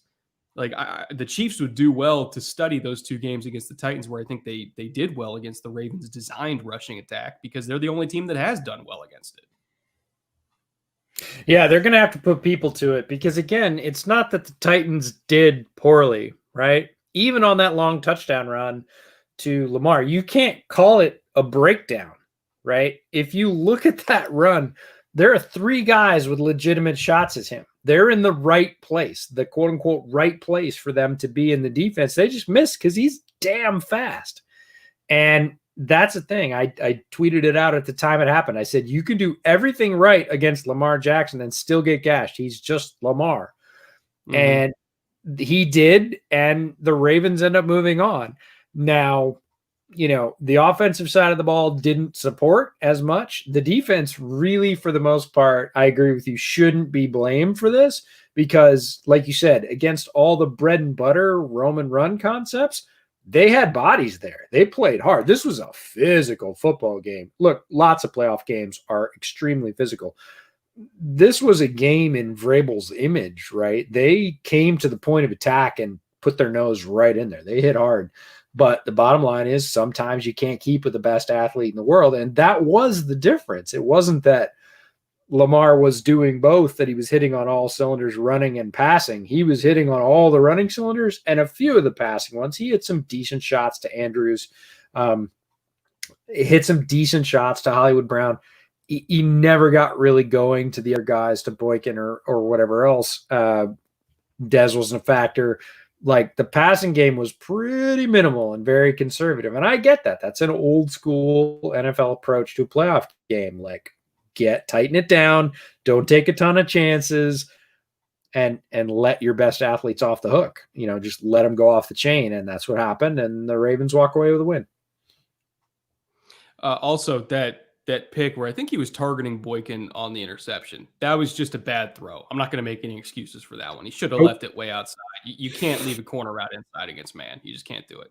So again, he threw it way inside too. That was the thing, is he had like, it wasn't like it wasn't like he was 2 yards from the boundary and it could have gone either way. Like, that guy was near the hash and he put it inside, and he had like 7 yards to the outside. He had a big wide window and he just threw it in the wrong place. Like, just plain old threw it in the wrong place. Ironically, he and Josh Allen, the quarterback he's playing against this week, they'll make those plays, whether it's the Lamar scramble or the Josh, throwing 3 guys off and avoiding a sack and him scrambling. Like, they'll do that. They'll make those crazy plays. We're like, oh my God, there's nothing a defense can do about that. And then they'll throw a pick like that. Like, it's sugar high Josh and it's random throw Lamar. Like, at least once a game, it's going to happen. That one was, Lamar is a good passer. He is, like you said. And a lot of people will say, oh, still to this day, he's a running quarterback. No, he's not. He had plenty of throws in that game to show you that he is a solid throwing quarterback. But boy, down the field, I feel like EJ could easy drop 4-2. Adam, no. I have 2 3-inch deck screws in my ankle. I cannot run 4-2. At my best, I was 4.62. Roughly, as like a junior in high school. I was about 4.62 on grass. Pretty fast for a little white kid from nowhere. I feel like you've had enough bike injuries that every time you go to court, you walk through a sector, it's an experience. Yeah, no, we don't do that anymore. But anyways, no, never drop 4.2. That's for sure. I would have liked to, but no, about 4.6 plus is closest I ever got. So Bears Saints, we have to talk about this. I don't want to talk about it for a long time. Do we? Well, we have to tell people what happened. For those that didn't watch, like, look, this played out almost exactly like you think it would if a team snuck into a newly created playoff spot for teams that didn't do so well during the regular season, who had been, mashing really crappy defenses. The best hashtag ever for Mitch Trubisky is Bumslayer. He plays really well against super bad teams, right? That's his gig. He destroys the Detroit Lions with regularity because Patricia won't adjust or wouldn't adjust. And look, they hit a run. The schedule makers did them a favor. They scheduled them 3 bottom 5 defenses in a row. They ran off a bunch of points, a historic run of points for the Bears in 4 games, and they slide into the playoffs with a loss against the Packers because somebody else determines their playoff fate for them. That's okay, but they never really had a shot at this game. The New Orleans defense was playing extremely well, especially in the second half of the season. They have been the opposite of a poor defense. And the offense is rounding back into form. Kamara's always been there. Breeze is starting to heal. He still can't throw effectively more than about 10, 12 yards. And Michael Thomas is there playing well again. So he's back off suspension and injury, and they've got their big 3 back. And Sean Payton is a very solid coach. He's not amazing, but he's certainly not going to get duped. And the Bears never challenged them. This is the part that as a Bears fan was just, the first half was 7-3. So the Saints are up by 4 points, 4 points only. This is a seriously 1-score game. Another Bears field goal brings it to within 1. Another Bears touchdown gives them the lead. Yet, I never felt like they had a chance. They're 4 points down, and I never felt like they legitimately threatened them. And if you watch the tape, neither did the Saints. The Saints were never legitimately threatened, although they only had a 4-point lead in the first half. They gave no respect to Trubisky. And I go way back to a quote, week 1 of 2019, and the Packers defender saying, we just wanted to make Mitch play quarterback. It's true. Right? It's totally true. And the Saints were well within their window on defense, and they never looked stressed. Didn't matter that they were within a 1-score game. I never felt like the Bears had a chance because they just played like they had through the middle of the season. And quite frankly, like they had against all good defenses. They played really well against crappy defenses, and they played really poorly against any top half defenses. So this game played out almost exactly like that. They tried to compress the routes on Breeze. They tried to limit the depth of their drops. It didn't really matter. The defense, again, only gave up 7 points in the first half to Drew Brees. That's a pretty good showing. And after that, they got tired and they weren't going to score any more points. And the writing was on the wall. They weren't going to win this game. So, Cam Jordan mentioned that. Somebody said, were you threatened by Trubisky? And he said, can I plead the fifth? And I basically tweeted out, you don't need to plead the fifth, Cam. Look at the tape. The tape shows you that the Saints were never threatened. They never reacted as if Mitch could beat them. Not once in that game. They showed no fear of him, and rightfully so. And never forget, Bears fans, that when your team was in a must-win situation to move on to the playoffs, in meaningful time, they scored 3 points. I'm not talking about that Jimmy Graham catch at the end. That doesn't count. It's nice for Jimmy. In meaningful play, they scored 3 points. That's not winning you a football game in the NFL in the modern era ever.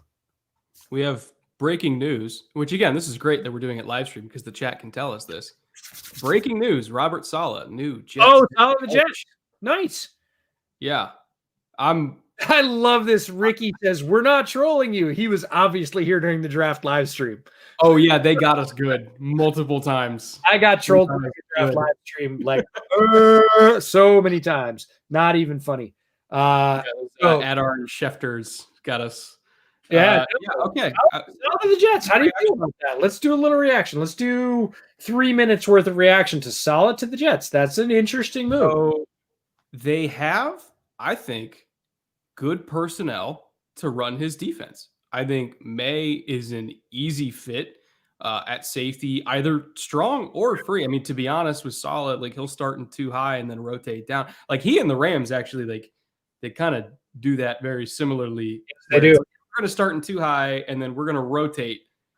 So in Nick Saban language, it's either cover 3 or cover 6. A lot of people think of cover 6 as like quarter, half. In Nick Saban language, that's not the case. Cover 3 is I'm rotating the strong safety down and the free safety goes deep. Now you can see there. And then cover 6 is I'm rotating the free safety down to the weak hook and the strong safety goes deep. I'm trying to. I love that you're drawing on your imaginary whiteboard and everybody podcast is like, what the hell is he talking about? No, but it's cover 3, but it's from a too high shell, and they do that. And I think May can do it. I think they've got some corners that I think fit there. The defensive line, at least the interior defensive line, absolutely kicks ass and takes names. Their base front is going to be murder. The only thing they don't have is a true speed rusher, and probably they don't have like a good KJ Wright-ish type Sam linebacker. Everything else is there. Yeah, I think it fits. Yeah, defensively, it's great for the guys that are strong on the Jets defense, and there are several of them. You mentioned May. Obviously, we talk about Quinnen Williams, who really showed who he is without the injury this season, and that's a goddamn wrecker. He is a tremendous force on the inside. Everybody was like, what's wrong his rookie season? Well, he was playing on a bum ankle for pretty much the whole year. So like he comes back healthy and everybody's like, whoa, Quinnen Williams is a player. You're like, yep, that's why he went so high. So guys like Quinnen Williams, guys like Marcus May, there's another safety for the Jets who I think you might think probably likes this. Oh, right. Ashton Davis. Your guy. Ooh, actually, shit. Actually, yeah. I think he could. I love that. I think he might move him. Speaking of Saban, if I was Saleh, and this is just your hot take, 22 ounces of beer in moments after the news is announced, I might take a guy like Ashton Davis and put him in star. You could, as like a nickel, just stay a nickel all the time. Totally could. And he's basically big nickel at that point because he's tall enough, long enough. Like, that would be a lot of fun. So I don't think the defensive side of the Jets is really what anybody is worried about. I think the question is the Jets sitting with a very high pick. where do they go at quarterback? We've talked about it with every other team. That's a key. And because Saleh is a defensive-focused guy, I'm not going to say a defensive guy, because one of the things that all the Niners players talk about, Richard Sherman in particular, and Sherman is a particularly good judge of football character at this point, said, no, Saleh's going to succeed because he connects to people. He understands men. He knows how to lead. He gets it. So I'm not worried about the Jets offense languishing because they got a defensive head coach. I think Saleh is a good leader and is going to prove to be so. The question is, who's going to run that side of the ball? Because it ain't him. He's not going to do that. He is going to have to find a strong offensive coordinator. And then the quarterback is a huge question. Is it Field? I know who they're going to do. Go ahead. Mike McDaniel, Shanahan's run game coordinator. He already knows him. McDaniel wants to be a true OC somewhere. And he coordinates one hell of a run game. Yeah, I wouldn't go against it because Shanahan's run game is one of the best. Now, that would set the Jets up for a very interesting draft. Obviously, they're going to pick a quarterback high, whoever they like. That would be a Wilson or a Fields, most likely at 2, unless they trade down. But the run game coordinator, and specifically the Shanahan run game coordinator. I was wrong. Schefter just announced that he's actually taken the Shanahan passing game coordinator, Mike LaFleur. Yeah. Brother, okay. Matt LaFleur. Yeah, no. Okay. It makes it very interesting. If they're going to try and mirror the Shanahan run game, that sets up a very interesting Jets draft, especially in the mid rounds, because that means they're going to go with a replaceable, reloadable running back core, right? They're going to go for that OZ speed and run cut ability, just like the Niners did, right? They're going to find those guys later down and recycle them, and they're just interchangeable at that point, right? But to make that run game work, there's 2 things that Shanahan has that I don't think the Jets have right now. A versatile fullback and a blocking tight end. Bingo! You hit it. Juszczyk and a Kittle. And it doesn't have to be a Kittle, but it does have to be a guy that blocks like Kittle, because you're not going to find a George Kittle just sitting around on the street. And quite frankly, you're not going to find somebody as versatile as Juszczyk today. I just had a thread about that on Twitter. But you are going to have to find a guy who is athletic and can play a sort of hybridized H-back role that does not mind getting his nose dirty. And you're going to have to find an athletic blocking tight end to make those OZs work, because that is the linchpin. Oh, man, that was really good. Is anybody going to catch that? What? 49ers linchpin. Oh, God. Come on, that was really good. Anyways, that's the linchpin in the Shanahan running game is that outside seal inside on the TE to hold the edge, and the outside kick off fullback coming outside, and then that, one cut and go running back, which are, quite frankly, a dime a dozen. You can find a lot of those guys. The Niners found 2 of them as UDFAs this last year and didn't even use them for the most part. It was Jeff Wilson, who's another UDFA. So you can find the running back in that system almost anywhere. You can find those lying around on the street. But those 2 sort of edge seal players in the Shanahan run game, it sets up the Jets needing to find a pair of those. And that's an interesting thing to watch on, like, for those of us that just geek out on the draft, like round 4, round 5, you're going to be getting some kid out of Purdue that you've never heard of. And you're going to be like, what? At the Big Ten. Yeah, you're going to be like, who is that guy? And you're going to go look, and he's going to be like a super gutsy fullback, hybrid H-back type who had very little ball production. And you're going to be like, why are they drafting him? Then you're going to be like, he's Juszczyk, or he's half of George Kittle. So that's going to be fantastic. I'll take half of George Kittle. That's probably a Pro Bowl tight end. That's 700 yards. And for any Halo fans out there, Kittle's a huge Halo fan and has a big Master Chief tattoo on his arm that he got in the offseason. So just fun. He did. He got a huge Master Chief tattoo on his forearm in the offseason. He is a big Xbox Master Chief fan. Did you know that Luke Easterling's brother writes the Halo games. I told you that. Did you? Yes. Oh yeah, that's a fun fact. Luke, if there's Now, any Jeff, so Luke Easterling, for those of you who don't know, is a great follow for the draft. He runs Draft Wire for the USA Today. We got the chance to meet him at the Senior Bowl. And Jeff Easterling lives in my neck of the woods, right up the road. Works for 343 Industries, which is the company that owns Halo. Took them over from Bungie, and his title is officially, I think, Halo historian. So he writes all the backstories, and anytime anybody has a question about continuity or does this work or is this real for the books, the games, the movies that they do now, they go to Jeff and they say, hey, like, does this work? Does this fit? Is this right? And yeah, Jeff's a fantastic guy. I've interacted with Twitter a little bit. He used to do pit crews for 12 and 24-hour endurance racing. So we're both car nuts. So we talk about that as well. Now, both Jeff and Luke, fantastic. So. Yeah. Anyway, since we diverted to Jets and Halo, and we totally forgot to actually finish the wild card games, why don't we do that? By kind of Brown Steelers. That's like this is like divine intervention, right? Like your coach can't coach, and the NFL won't flex, so the Steelers are going to chuck the first snap over their heads, and you're going to score. It was just like the world, just like karma incarnate. And then they just go on a tear. They throw up 28 unanswered points in the first quarter. Unheard of. Just like I remember, I think Matt Miller said, I drove home from my office and the Browns are up 21. Right. And that's the kind of game it was. It was just one thing after another. And then they kind of hung on, quite frankly, because the Steelers mounted a charge late. The Browns knew they needed to score. They kept doing it. To Baker's credit, he played a pretty good game.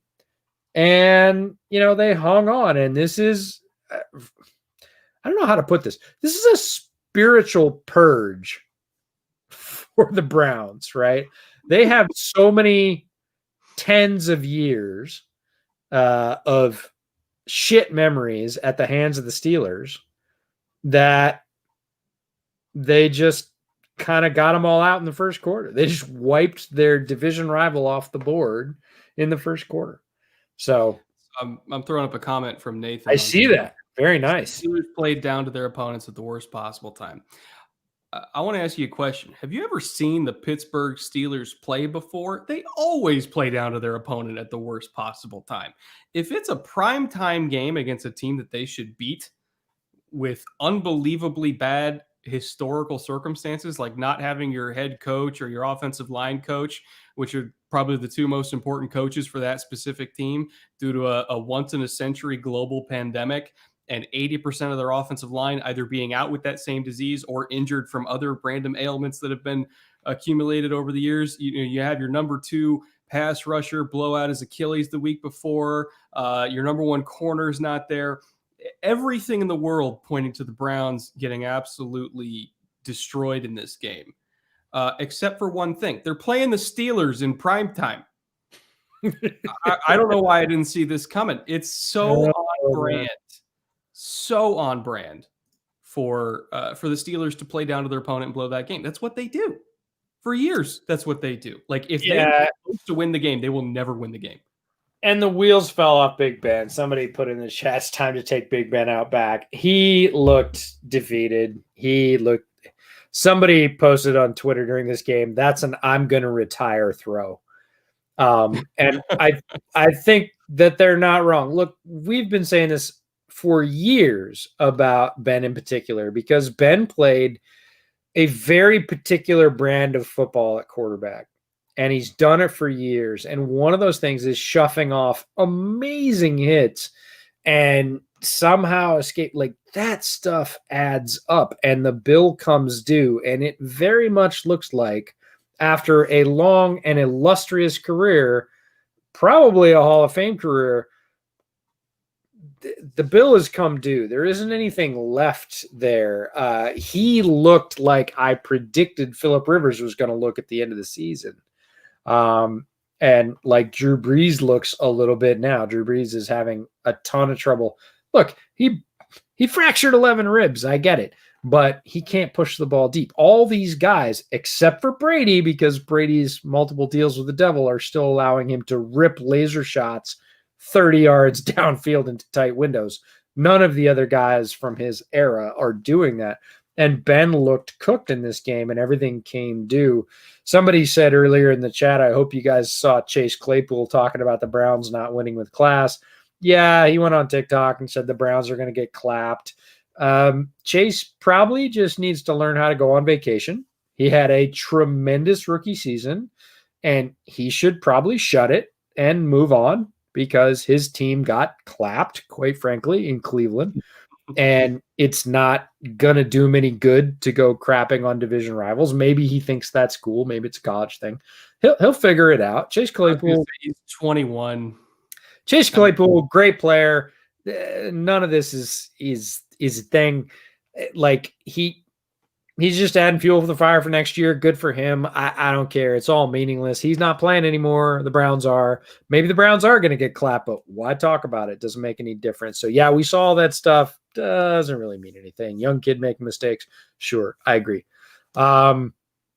So that's it. The Browns got, I don't know, A, incredibly fortunate, and B, here's my soapbox. Nick freaking Chubb. All year I've been saying, God damn, Nick freaking Chubb is the best pure running back in the NFL. And he showed it. He no gloves, no tape, black shoes. He looks like Jim Brown. He goes out there and he just runs. He runs through people. He runs by people. Kareem Hunt looked amazing in quote unquote that cutback on the touchdown, the cutback that was silly. Inside the 5, good luck keeping with that. Talking about top end or top tier athletes, but Nick Chubb he wasn't even setting the table. He was yanking the tablecloth out of the table, and Kareem Hunt was just picking up leftovers, and he did a great job at that as well. Those two, but boy, Nick Chubb is a hell of a football player.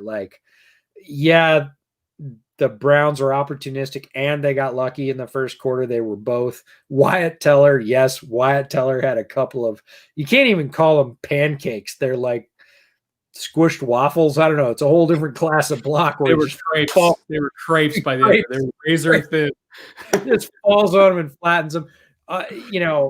Chubb is a tremendous football player. Wyatt Teller makes him better. That's a synergy between interior offensive line, guy that can pull that well and erase people. Hunt is a ridiculous backup pitcher at running back. I'm glad the Browns get to move on. I think they have a better chance moving on than the Steelers did. So I always like to see that, the team with the best chance continuing to win. Doesn't always happen, but the Browns are there. Stefanski comes back.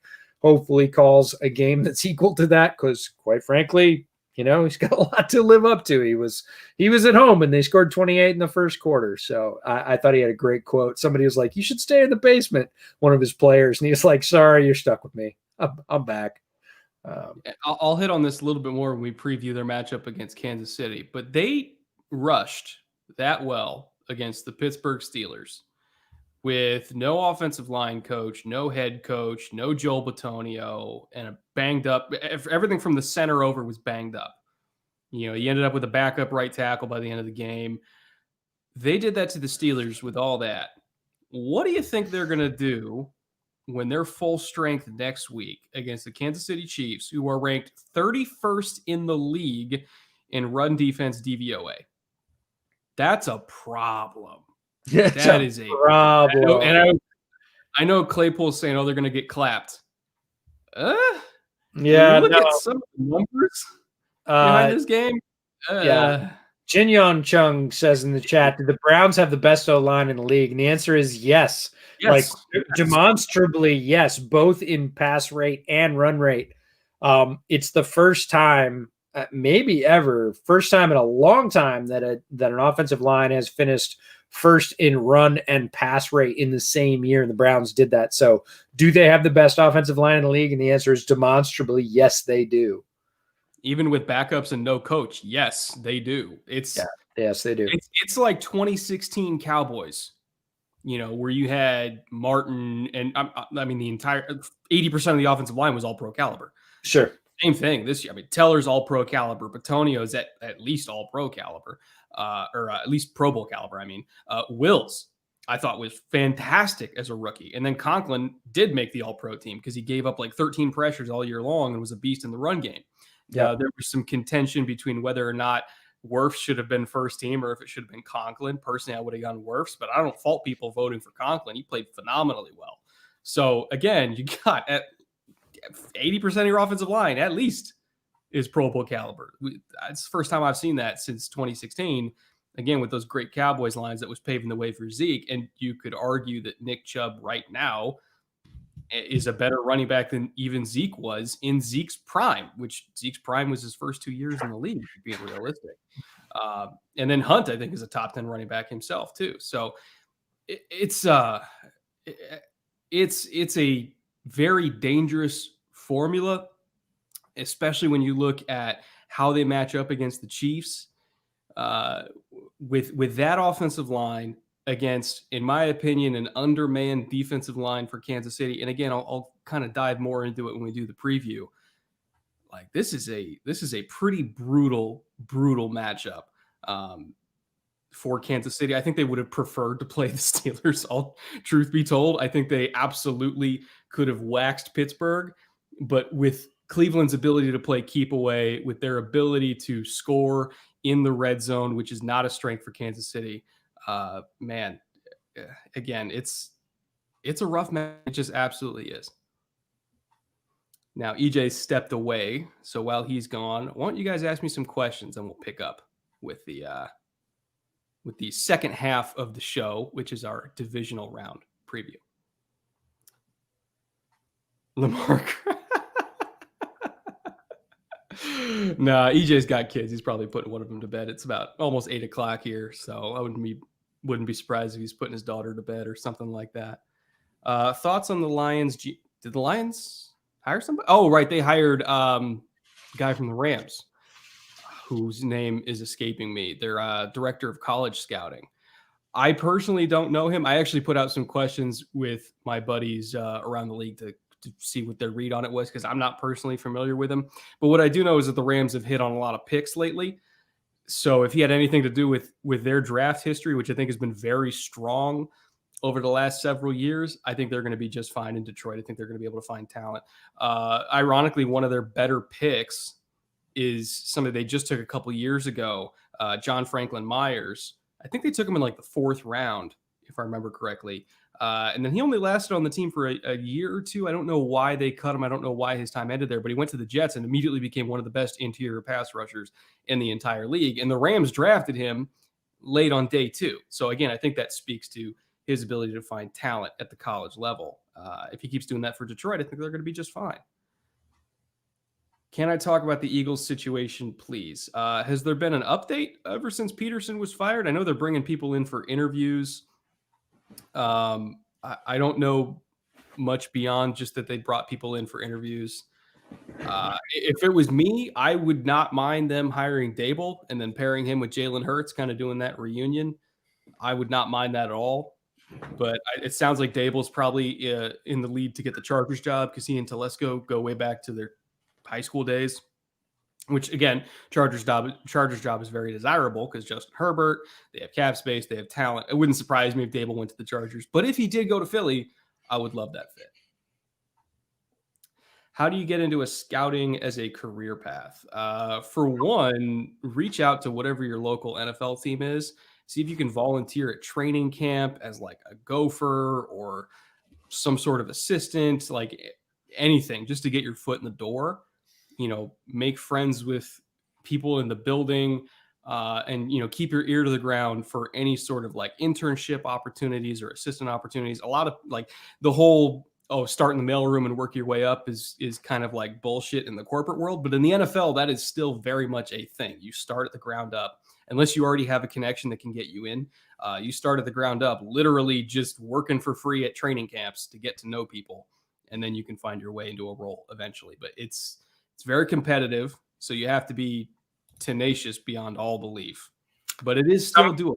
Somebody that just got tagged as a GM today. Was started as a PR intern in 2003. The Lions one? I think so. But anyways, they were saying like PR intern in 2003 and 17 years later, GM running an NFL franchise, one of 32 in the world. That's a thing. Also can recommend, although I haven't done it, I know folks that have the Scouting Academy is a great place to go and understand what the craft is about, what some of the standards are, what the expectations are, what a standard process is for moving through an evaluation. If you really want to go straight scouting, and that's your focus, you could do a lot worse than the Scouting Academy. They have multiple graduates in the NCAA level and several graduates at the NFL level as well, who are working in true scouting jobs. Because you might say, wait, NCAA level, like they have scouts?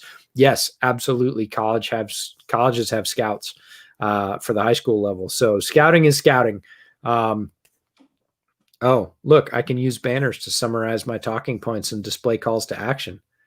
That's so cool.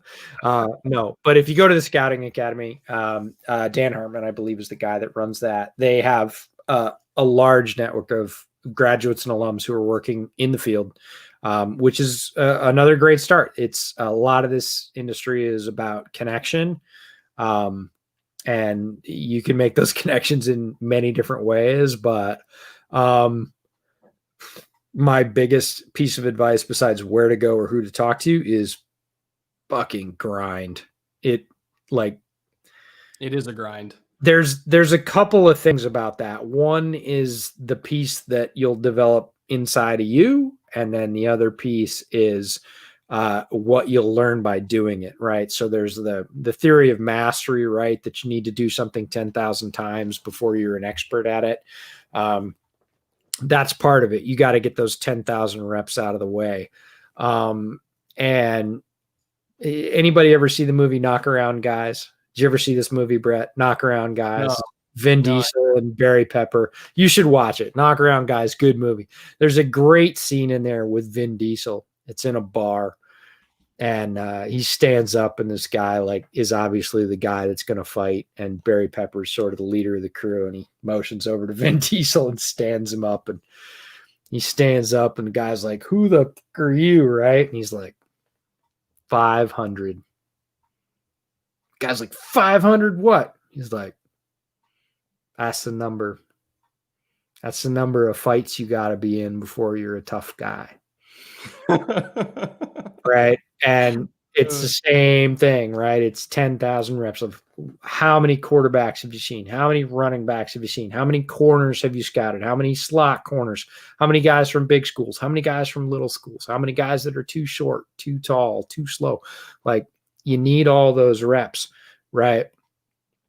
Just to sort of get the tread off your tires and figure out what the world is. What am I looking at? What am I looking for?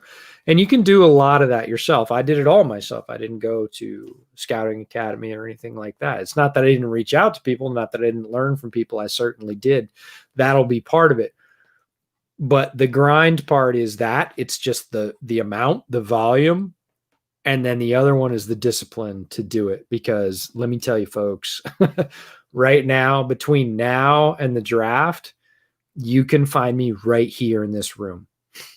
If I'm not working at my regular job, if I'm not doing the podcast, like, I'm here looking at tape of Ian Book or Kellen Mond or some guy that plays hybrid linebacker from Louisiana Lafayette that you've never heard of.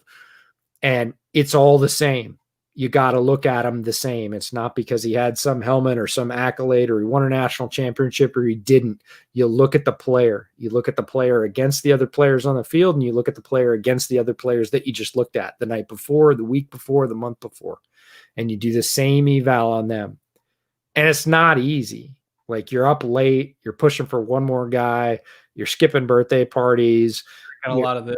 You're drinking a ton of coffee. Nobody understands you except the people that do this. So when you go to a place like the Senior Bowl, you're like, oh my God, tribe, everybody here does this. Right? Oh, the Senior Bowl was Disneyland for me. It was all everywhere you turned. It's like, it's a guy that does what I do, which is why Brett and I connected in the first place. If folks don't know the story of bootleg football, we were both Senior Bowl rookies. We met there last year and we bonded over, played a barbecue, and continued to talk for the rest of the week. And at the end of the week, we hadn't run out of things to say. And we were talking about 5th round defensive tackles from 5 years ago with the same verve that we did when we scouted them. We're like, that guy, you like that guy? I love that guy. Like, there are very few people that speak this language, but you've got to have that in you, because I am telling you, even if you love it as much as we do, every year, and I don't know if you find this, Brett, every year there's an inertia, right? Every year there's oh shit, I got to start. I got to break the seal. I got to get to it. I'm running out of days. And then you get started and then it's on. Like, you just don't quit. Like, you get excited about it again. And you're like, this guy, and you start talking. I started watching Devonta Smith last week because I kind of took a week off from film rooms, and I watched him. I was like, holy shit. You started before I did, and I was jealous. I was like, that's an episode. It's just me for 15 minutes sitting on camera going, guys, holy shit. Devonta Smith is good. It's a thing. And that's the thing, is we all have a different hook to this. Some people are scheme fit. Some people are roster building. Some people are just pure out talent. Everybody's got a hook. Everybody's got a position they like. Everybody's got a thing they like to do and a thing they don't like to do. And again, that grind is about pushing through the things that you don't like to do, about the positions that are hard for you, learning and getting better at the positions where you've missed the most and getting better at that. Like, you have to grind and drive through that. And it's not easy. It sucks. It's so much fun and it's the best thing in the world, but it sucks. I was sending clips to Brett and to Danny Kelly and to a bunch of other people I know from scouting. There was I was watching the Ellinger tape, and there was a running back went out and jumped when he shouldn't have jumped and got undercut and landed literally on his face and did the scorpion, folded over and had his cleats hit him in the back of the helmet. Like, and I was like, oh my God, don't jump over guys, and just send him the clip. And that's the kind of thing that people that get off on this do all the time. I get clips from Craig Stout. I get clips from, Danny and a bunch of other scouts, and they send you just the weirdest random crap because that's what we do. We dig into the backside of film. We see how offenses run. We see how players fit in that. And then we try and project how that fits into the league. And, it's fascinating. It's endless. You can always get better at it. There are as many layers as you want to dig into. And, it's really interesting, but figure out whether or not you want to do it. And the only way to do that is immerse yourself in it. I don't mean like for the top 20 players. I don't mean like for the top 50 players. Do 150 players. Like, say you're going to do 150 players and do that. Like, I have notebooks from 10 years ago where I did it by hand with pencil. No Excel sheets. No, I didn't know any better. And I was sitting there with my pencil and notebook 10 years ago, digging through dusty YouTube clips, trying to figure out who players were, because I was really interested in it. And I kept going. There have been up years and down years since then, but that's the core of it. You got to dig it to that level where on a Saturday night, somebody's like, hey man, you want to go out? And you're like, I got this 3rd round linebacker from Texas A&M I got to watch. Not to interrupt. By the way, if people hadn't figured it out, we paused the show real quick. This is not going to appear in the pod. Like, none of this that just happened is going to appear in the podcast version. That's just for you guys on the stream. I'm going to cut that out and then kind of get into the divisional previews in the podcast. So since we were temporarily paused on the podcast recording portion of the show, I have just been made aware of a thing called Super Chat, which I did not know was a thing before, because I'm very new at YouTube streaming, which is apparently like Twitch donations, but for YouTube streaming, and people want that. I will figure that out for next stream. Don't know how it works, but I'll figure it out because you guys are asking for it. Clearly, I know what I'm doing here. Not really. Look, people have talked about Patreon. We certainly know what Patreon is. I'm really interested in the interest in that. We've seen it float up in multiple chats on the draft live stream. We saw it. We saw it on the last live stream we did. Patreon, for those of you that don't know, is a donation site where you can donate to content creators who make things for YouTube or Twitch or whatever else. and basically become supporters of that enterprise. And we've had a lot of people say, hey, where's your Patreon site? Like, where do I donate? It's a thing in the digital content creation world. We haven't pursued it, and not because Patreon. So Patreon is what they're saying. Patreon. Damn whippersnappers. Wow. Obviously, again, like Brett said, we know what we're doing. Anyways, I'm just watching football and not much else. Yeah, I would go with that. But no, I'm interested in the interest in that. Yeah, that's it. That's totally it. It's football only fans, except we keep our shirts on, and you were happier about that. I'll take my shirt off for $5. You'll take your shirt off. They're gonna hate it. Yeah. $5. What you'll do is you'll take your shirt off once for $5, and then you'll leave it on for 10. Man, there's people out there making $10,000 a month posting pictures of their feet. That's the good life right there. All power to them. If you can do it, it's all good. Nude football breakdowns. Well, get Fatty the Cat. Yeah, Fatty should be our Patreon sponsor, or Patreon sponsor. Because Fatty gets views, man. Fatty gets clicks, and he should. He's a legit numbers. Fatty drives the numbers. He is a legit feline. I have not yet introduced my dogs to the podcast, but we may have to do that if we're driving views and clicks. But yes. Anyway, thank you all for tuning into this very small interlude. Now we're going to continue with the second half of the podcast where we preview these division games. And with that, EJ, you're still recording, right? Oh yeah, never stopped. All right, I'm going to pick that up then. And with that, EJ, let's get into these divisional round previews. By the way, we just had about a 45-minute diatribe that's going to show up on the live stream that nobody will hear on the podcast. But if you want to hear us talk randomly about the grind of scouting mixed in with some talk about mispronunciating Patreon and other things that I probably can't mention in podcast form, go ahead, check out the live stream, subscribe to us on the YouTube channel, and tune in live next week because we got random shit over there. But anyway, for this divisional round preview, first game up, Rams at Packers. What is your initial takeaway that you're looking for in this game? My initial takeaway, being a Bears fan, is much like I said about the Colts Bills game, which is if Josh Allen's on, they're winning that game. If Aaron Rodgers is Aaron Rodgers, his regular threshing machine, I don't care about the Rams defense. Like, the Rams defense is really good. Aaron Rodgers will burn them down with the associated Robert Tonyans of the world, and that will be the end of it. He is that much of a force. If he is dialed in and Matt LaFleur's doing what Matt LaFleur's been doing for most of the season, they will find the holes and Devontae Adams will exploit them, and that will be the end of it. That's the wild card, right? We talked about the Rams being very short of bodies. The Packers defense hasn't played great, but they've been playing better of late. Darnell Savage has been playing very well in the secondary. Again, you turn a couple possessions in a game like this and it becomes lopsided because Aaron Rodgers is absolutely destroying it. And everybody in the chat saying Adams versus Ramsey, that's true, but they actually Ramsey doesn't float and they don't line Adams up very often where Ramsey is. Mm-hmm. They might see 5 or 6 snaps opposed in this game unless they decide to float Ramsey with Adams, which is possible, but it's not really Brandon Staley's bread and butter. So I wouldn't get super hyped. It is absolutely must-see TV. That is a defender and an offensive player who are playing out of their minds right now. And certainly you want to see as many reps as they can have on each other. It's not going to happen all that often.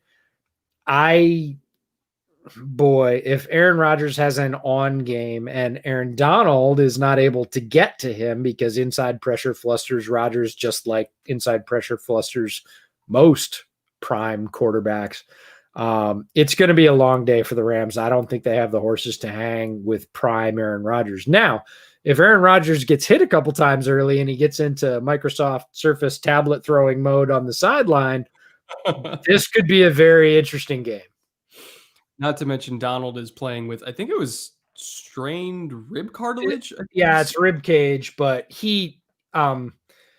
so short, crazy story. I went to college with a guy that's on the Rams beat now, Eric Williams, E-Dub. He was a football player. Yeah.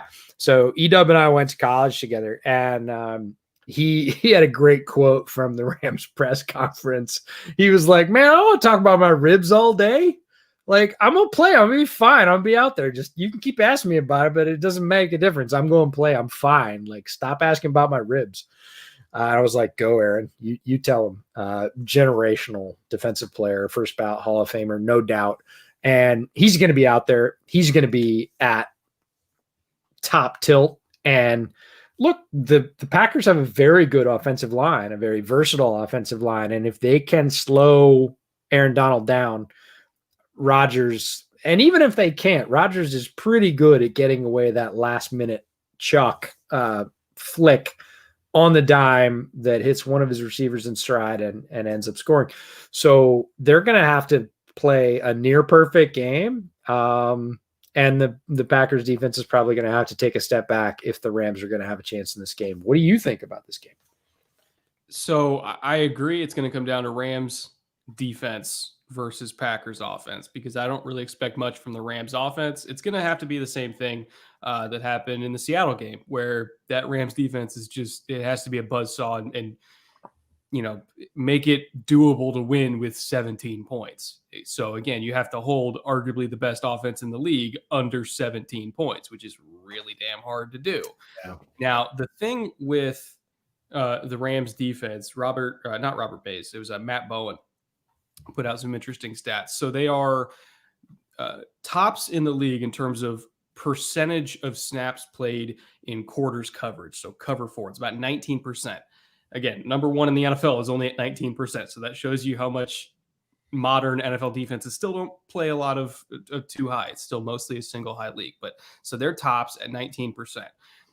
They are 11th, though, in cover three. And so people might wonder, okay, well, if they align pre-snap in a too high shell 85% of the time, which again, they're tops in the league of doing that, how are they 11th in cover three? And it's because they do the same thing I talked about with Robert Saleh before. They do the late rotations. Either it's a cover three call. I got it right this time. So it's either a cover three call or it's a cover six call. And they do those late rotations from too high, or they'll just stick in quarters. Very rarely do they run straight up cover two. And when they do run cover two, which I think they're like 20 something in the league at percentage of running cover two, it's like a variation, like they call it 5 Cougar, which is just a trap coverage call, makes it look like man. And then if number two goes on a quick out, the corner will trap it. So like they'll do that, but most of the time, either it's 2x2 and we're playing quarters, or it's trips and we're rotating down into some sort of cover three variation. Now, the thing to keep in mind with that is regardless quick note. Ramsey on that trap is illegal. Oh, it's disgusting. Like Ramsey on that trap on that defense is like, oh my God. He'll either pick it off or he'll absolutely destroy the receiver with a tackle. Like It's gross. It is gross how explosive he is on that, which is why they run it, because he's so damn good. And they'll only do it with 2x2 because he never, if it's 3x1, he's never on the strong side anyway. He's always on the back side of the number one. So they'll only do it with 2x2. And it's a check against certain things. I'm not really sure what. But not sure what that trigger is, but let me tell you, when it triggers on film, it's literally like you're sitting here sipping your drink and you're like, whoa, my God. It's pretty good. Yeah. Now, they do play, like I said, mostly zone. It's mostly quarters and cover three. It's like cover one is they're 27th in the league in terms of frequency of just playing straight up man single high. They only do it about 28% of the time, maybe 29. I have to double check the numbers. Not that much. You compare that to the Ravens that play it damn near 50% of the time. Again, they don't play straight man coverage. It is mostly zone, with one exception, and that's Jalen Ramsey on the backside. 3x1 formations are very, very common these days in the NFL, whether it's with the tight end being isolated or you have the tight end in they call it a nasty split in the near slot, and then you have like an X receiver isolated. Jalen Ramsey, even if the coverage call is a zone coverage call, whether it's cover 3, cover 6, quarters, whatever it is, if he's on the backside of 3-by-1, he's playing man coverage, virtually guaranteed. The only exception is if it's like a drag route that goes under, and then the linebackers pick it up, and he'll rotate back to a deep quarter or a deep third, depending on what the coverage call is. But if the receiver goes further than 5 yards down the field, he's playing man.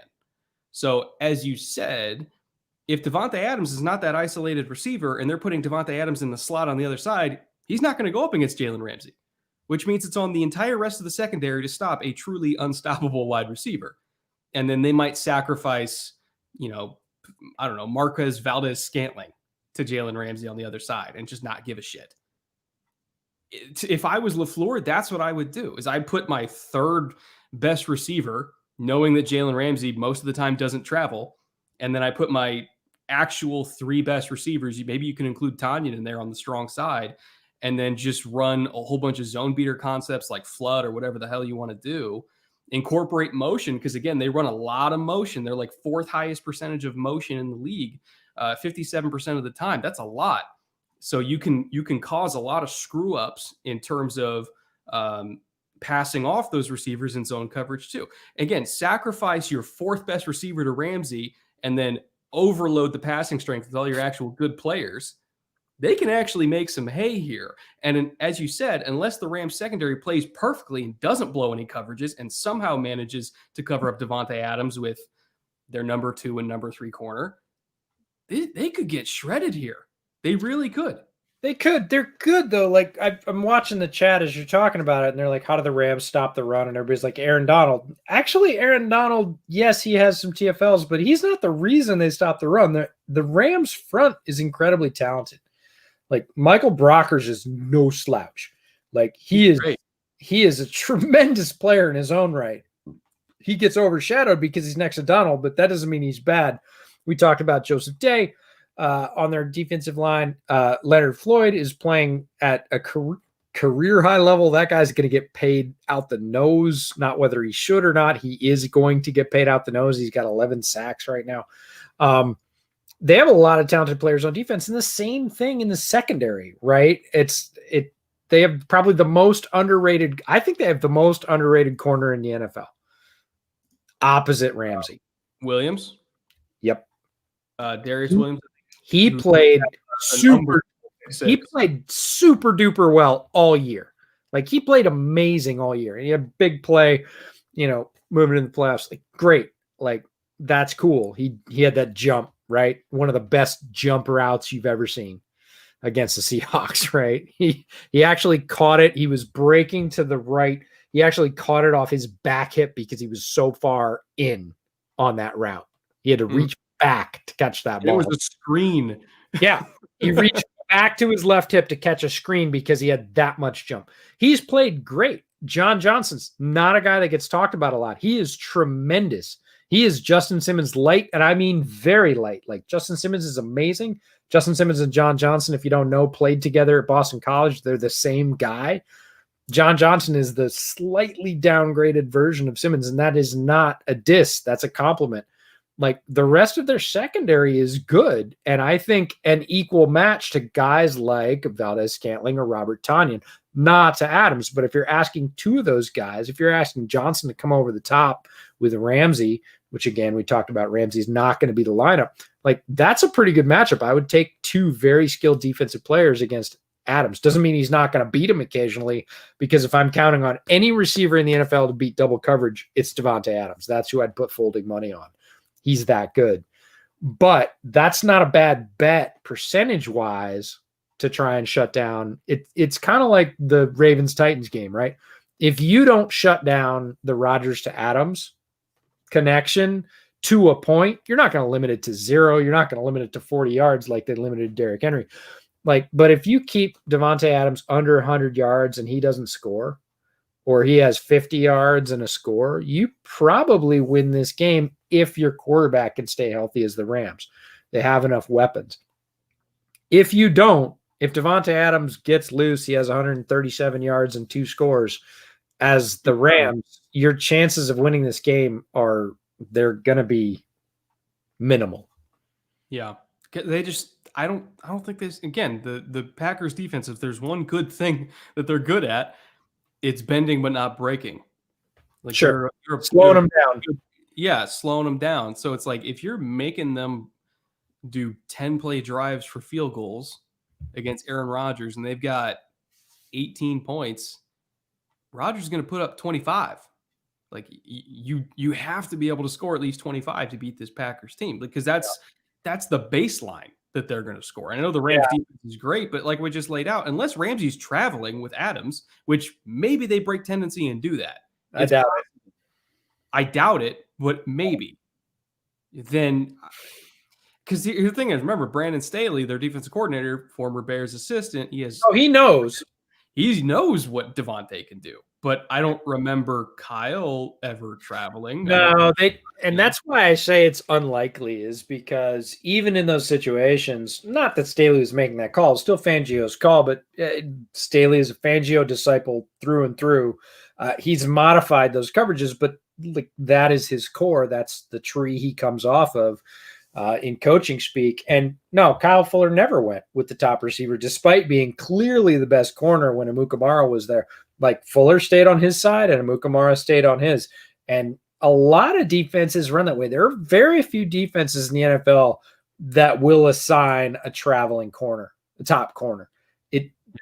There are like a handful of guys that do that. And I mean like sub 5.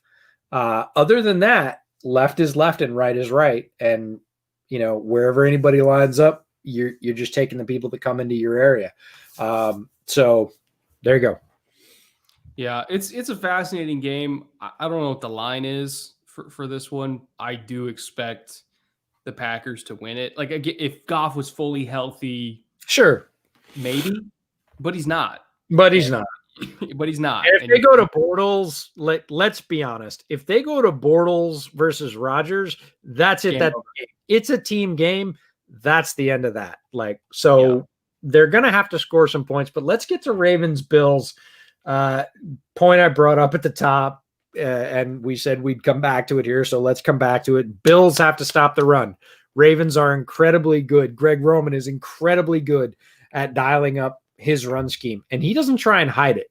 Roman is not a guy like Shanahan or Cliff Kingsbury or anybody else that's going to try and disguise his run game. Everybody knows what Greg Roman runs, and he runs it anyways. He runs it with execution. That is Greg Roman's thing, right? You know what we want to run. We're going to run it, and you're going to have to stop us. That is our plan. And quite frankly, the Ravens have the hosses to run that run game.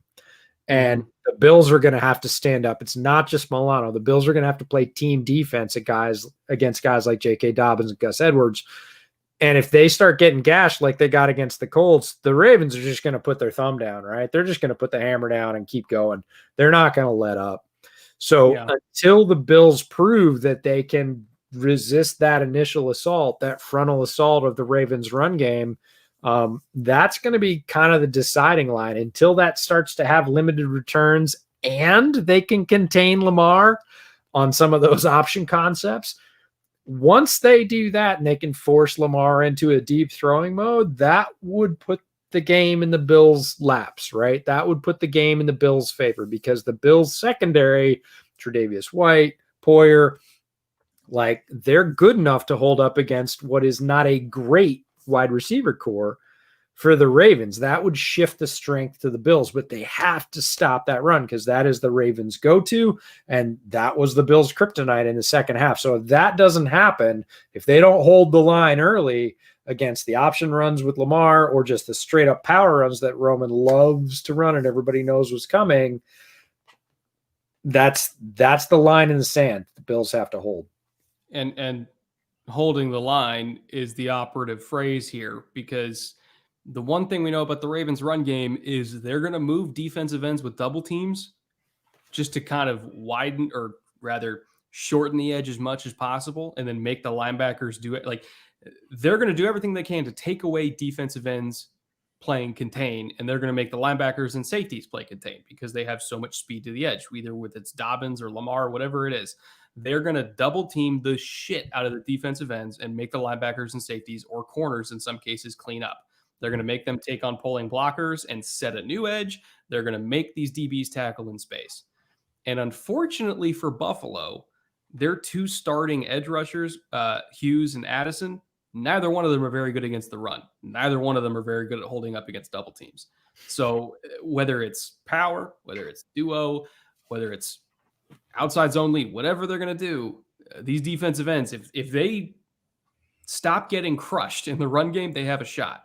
But it all starts with those edge players. And personally, I think it's a horrific matchup for the Bills defense. I think their only shot to win this game is with Josh Allen being Josh Allen, which, again, statistically, he's been very good against defenses like the Ravens that, first in blitz rate, like I said earlier, third in man coverage rate, like I said earlier. They keep people in very long yardage on third down. Like their average third down distance on defense is almost 8 yards, which is, again, third highest. They're very good at keeping people from converting third downs because of that long yardage distance. I think they're fourth in third down, or no, they're second in third down conversion percentage allowed at 34%. So they're a very good, very aggressive defense. But the problem is Josh Allen historically has been very good against that style of defense in terms of exploiting man coverage, in terms of being good against pressure. He's thrown 18 touchdowns and only 2 interceptions against blitzes this year. So he's very good against what Baltimore does, mainly because, again, like I talked about earlier, if you tuned into the Bills recap part of the show, they run a lot of 6-man and 7-man protections because they know Josh is going to hold the ball.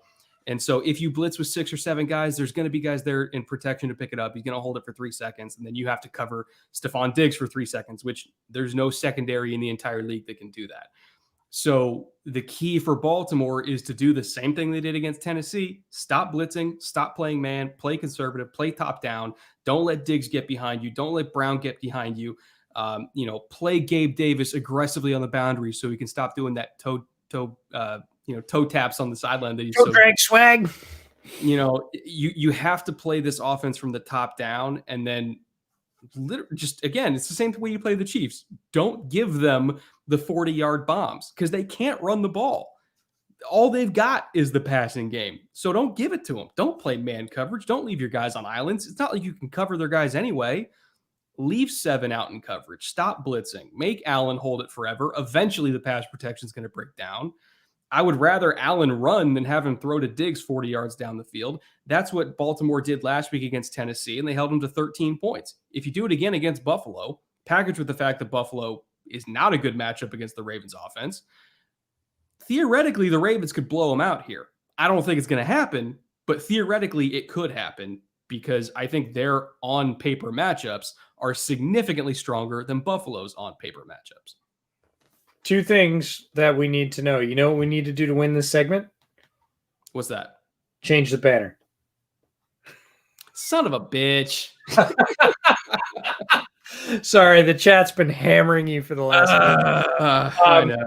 Anyways, the second thing is snow. Right? Yeah. If we get snow, Lamar Jackson came out famously this week and said that and this is a little crazy for a guy that's got now a high school career, a fairly full college career, and now a decent pro career. He's never played in snow. Never, ever, not once. He said he's never seen. No, he came out and said, I have never played in snow, not once. I don't want it. Like, no, thank you. And I can appreciate that, especially a guy with Lamar's game. Like Lamar, we think about that sort of game of the year game versus Cleveland, right? Where they were slipping on the field, where it was cold and kind of foggy and everybody was sliding. Like, can you imagine the trouble they're going to have with traction in snow, never having played in it? Like, it's a totally different thing. So snow could change the perception of the Baltimore run game very directly and very immediately. So snow would be a different thing. The banner's not going to change anything except for the viewers watching at home. But I don't know if it's going to be a blowout. Again, if either team sort of cracks on the things that they don't do well, if the Bills are not able to defend the run, the Ravens are going to run all over them because they're a tremendous running team. And if the Ravens can't stop largely the connection you talked about to Diggs deep down the field, very good tweet. Wow. If the Ravens can't stop that deep connection and Josh's improvisational ability, if they're not able to get to him, the chunk yardage is going to kill the Ravens, because the one thing about the Ravens, they're not an explosive offense. They're just not, right? If you get the Ravens down by 14 points, you're probably going to beat them. Statistically, they do not have a quick strike offense. We did see the Lamar scramble for 70 whatever yards. It is possible you could see a J.K. Dobbins touchdown from 35, 40 yards out. They're not a quick strike offense. Hollywood Brown is not beating their secondary deep like a drum. It's not happening. So if Baltimore gets down a little bit early because of a couple of those big Josh Allen strikes, forget it. Like, this could be a lopsided game. Yeah, it's good to see they got the monkey off their back with, the 10-point deficit. They were the only team in the league that hadn't done it. It's very possible, as you said, if the Bills come out hot and if they're blitzing a lot and it's man coverage and they go right down the field, hitting those deep crossers to Diggs and Brown and Davis, and they're down in a 14-0 hole. It's one thing to come back from 10-0. Can you come back from an actual 2-touchdown deficit? They're going to have to struggle to do it. They'll need a lot of time. If that happens in the second half, if the Bills start to stretch a lead in the second half, the Ravens are going to be in a tough hole. If they're down that much in the second quarter, absolutely they can come back because their run game is so good. If they're down that with 8 minutes to go in the fourth quarter, then it becomes, okay, are they doing it with 3 timeouts or are they doing it with 1 timeout? Because, again, clock management with the run game is a lot different than clock management with the pass game. So I think they need to do everything in their power to at least make sure it's a 1-touchdown game either way in the fourth quarter. As long as they're within a touchdown in the fourth quarter, they can keep running their offense and be fine. It's when they're forced into the pass game for clock management purposes that things can go south, because their pass game, let's be real, not that good. And I don't necessarily think it's fully a Lamar problem. I think it's more of just that's just what Greg Roman is. But if they can at least keep Buffalo from either not having a lead outright or just keeping them within 7 till the fourth quarter, the run game can keep on just mashing them to death and they can pull away late. That's the goal here. Just make sure you don't fall too far behind. But again, that's on the defense to play correctly against Josh Allen. Don't blitz, don't play man, play conservatively, play bend but don't break defense, because they can't run the ball. And once you're in the red zone where space is more compacted, then I think their speed on offense counts for a little bit less. It's the exact same way you want to play Kansas City. And if Baltimore wins this week, I'm going to say the exact same shit next week against how to play Kansas City. If Kansas City wins. Speaking of, how about Browns Chiefs? We alluded to this one earlier in the podcast. This is a fascinating game because a lot of people say, oh, look at that, a banner changed right away. I am impressed. I'm on it, EJ. I am on it. I am impressed. Mostly because I wouldn't be that on it. But no, this is a really fascinating game because a lot of people are predicting KC blowout, and rightfully so. KC has been on a tremendous offensive roll the entire season. They've been playing as loose as any team in the league. And look, they have some of the top offensive contributors in the entire league, and they happen to be stacked on the same roster. They have arguably the best quarterback in the league. They have the best tight end in the league he didn't end up leading the league in yardage, did he? Because that would have been the first time a tight end ever led the league in receiving yardage. I didn't see how the final test. Double check. I think he got past, but still, best quarterback in the league, best tight end in the league, arguably top 5 wide receiver in the league. Wide receiver flavors are like Baskin Robbins. There's 31 of them. Everybody's got a different favorite, but Tyreek Hill is a complete wide receiver. He is not just a gimmick. He is not just a speed threat. And that's their trio. And then you throw in everybody else. You throw in Mecole Hardman. You throw in Sammy, you throw in CEH if he's healthy and running. If not, you got Le'Veon Bell. Like there's no end to this sort of Kansas City offensive firepower. And their defense has been playing, I would say, opportunistically on the back end with Snead and Matthew and Sorensen. So everybody's predicting the Chiefs in a role here, but we talked about some of those schematic alignments that were like, I'm not sure. You talked about KC's run defense percentage, right? And the fact that right now the Browns have the best offensive line in the league and two of the best running backs in the league in a sort of 1-2 punch. So that could make things very interesting. Again, not likely to see a team that's excelling at the run outpace a team that excels at the pass, Kansas City. But it is possible that they could give them some real body shots and make this a game. What do you see here? So, as I mentioned a little bit before the mid-show break, this matchup here in between the 20s is heavily favored to Kansas City because they're explosive. If they have a lot of field to work with, they can get over the top of you. Like even Denzel Ward, I don't think they have any corners that can actually stick with Tyreek. I think Ward's good, but I'm sure as hell not leaving him out alone on an island. No way. He's still getting the double. And then you still got to double Travis and then kind of take your chances with everybody else. So in between the 20s, where there's a lot of space to work with, the Chiefs are virtually unstoppable. It's when you get in the red zone, which is where both the Browns are better and where the Chiefs are worse. So if they can just keep them from scoring from 50 yards out and make them try to score from 20 yards out or less, that's where things typically fall apart. Cleveland has the 6th most red zone appearances allowed on defense this year. So again, in between the 20s, they are weak going up against one of the best offenses in between the 20s, but they're only slightly below average in red zone defense in terms of allowing touchdowns at 63%. That's only 19th in the NFL, which is not great, but not horrific. It's not, 27th like their defense in between the 20-yard lines is. And then the Chiefs, they have, I would say, it's not historically bad, but it's one of the worst red zone defenses themselves, much worse than the Browns' red zone defenses. They're 32 in the league. They allow 76.6% of all red zone possessions to be converted to touchdowns. So if we're not just judging this game between the 20s and we're judging it by, okay, in actual situational football, when you absolutely need to punch the ball in, who does it better?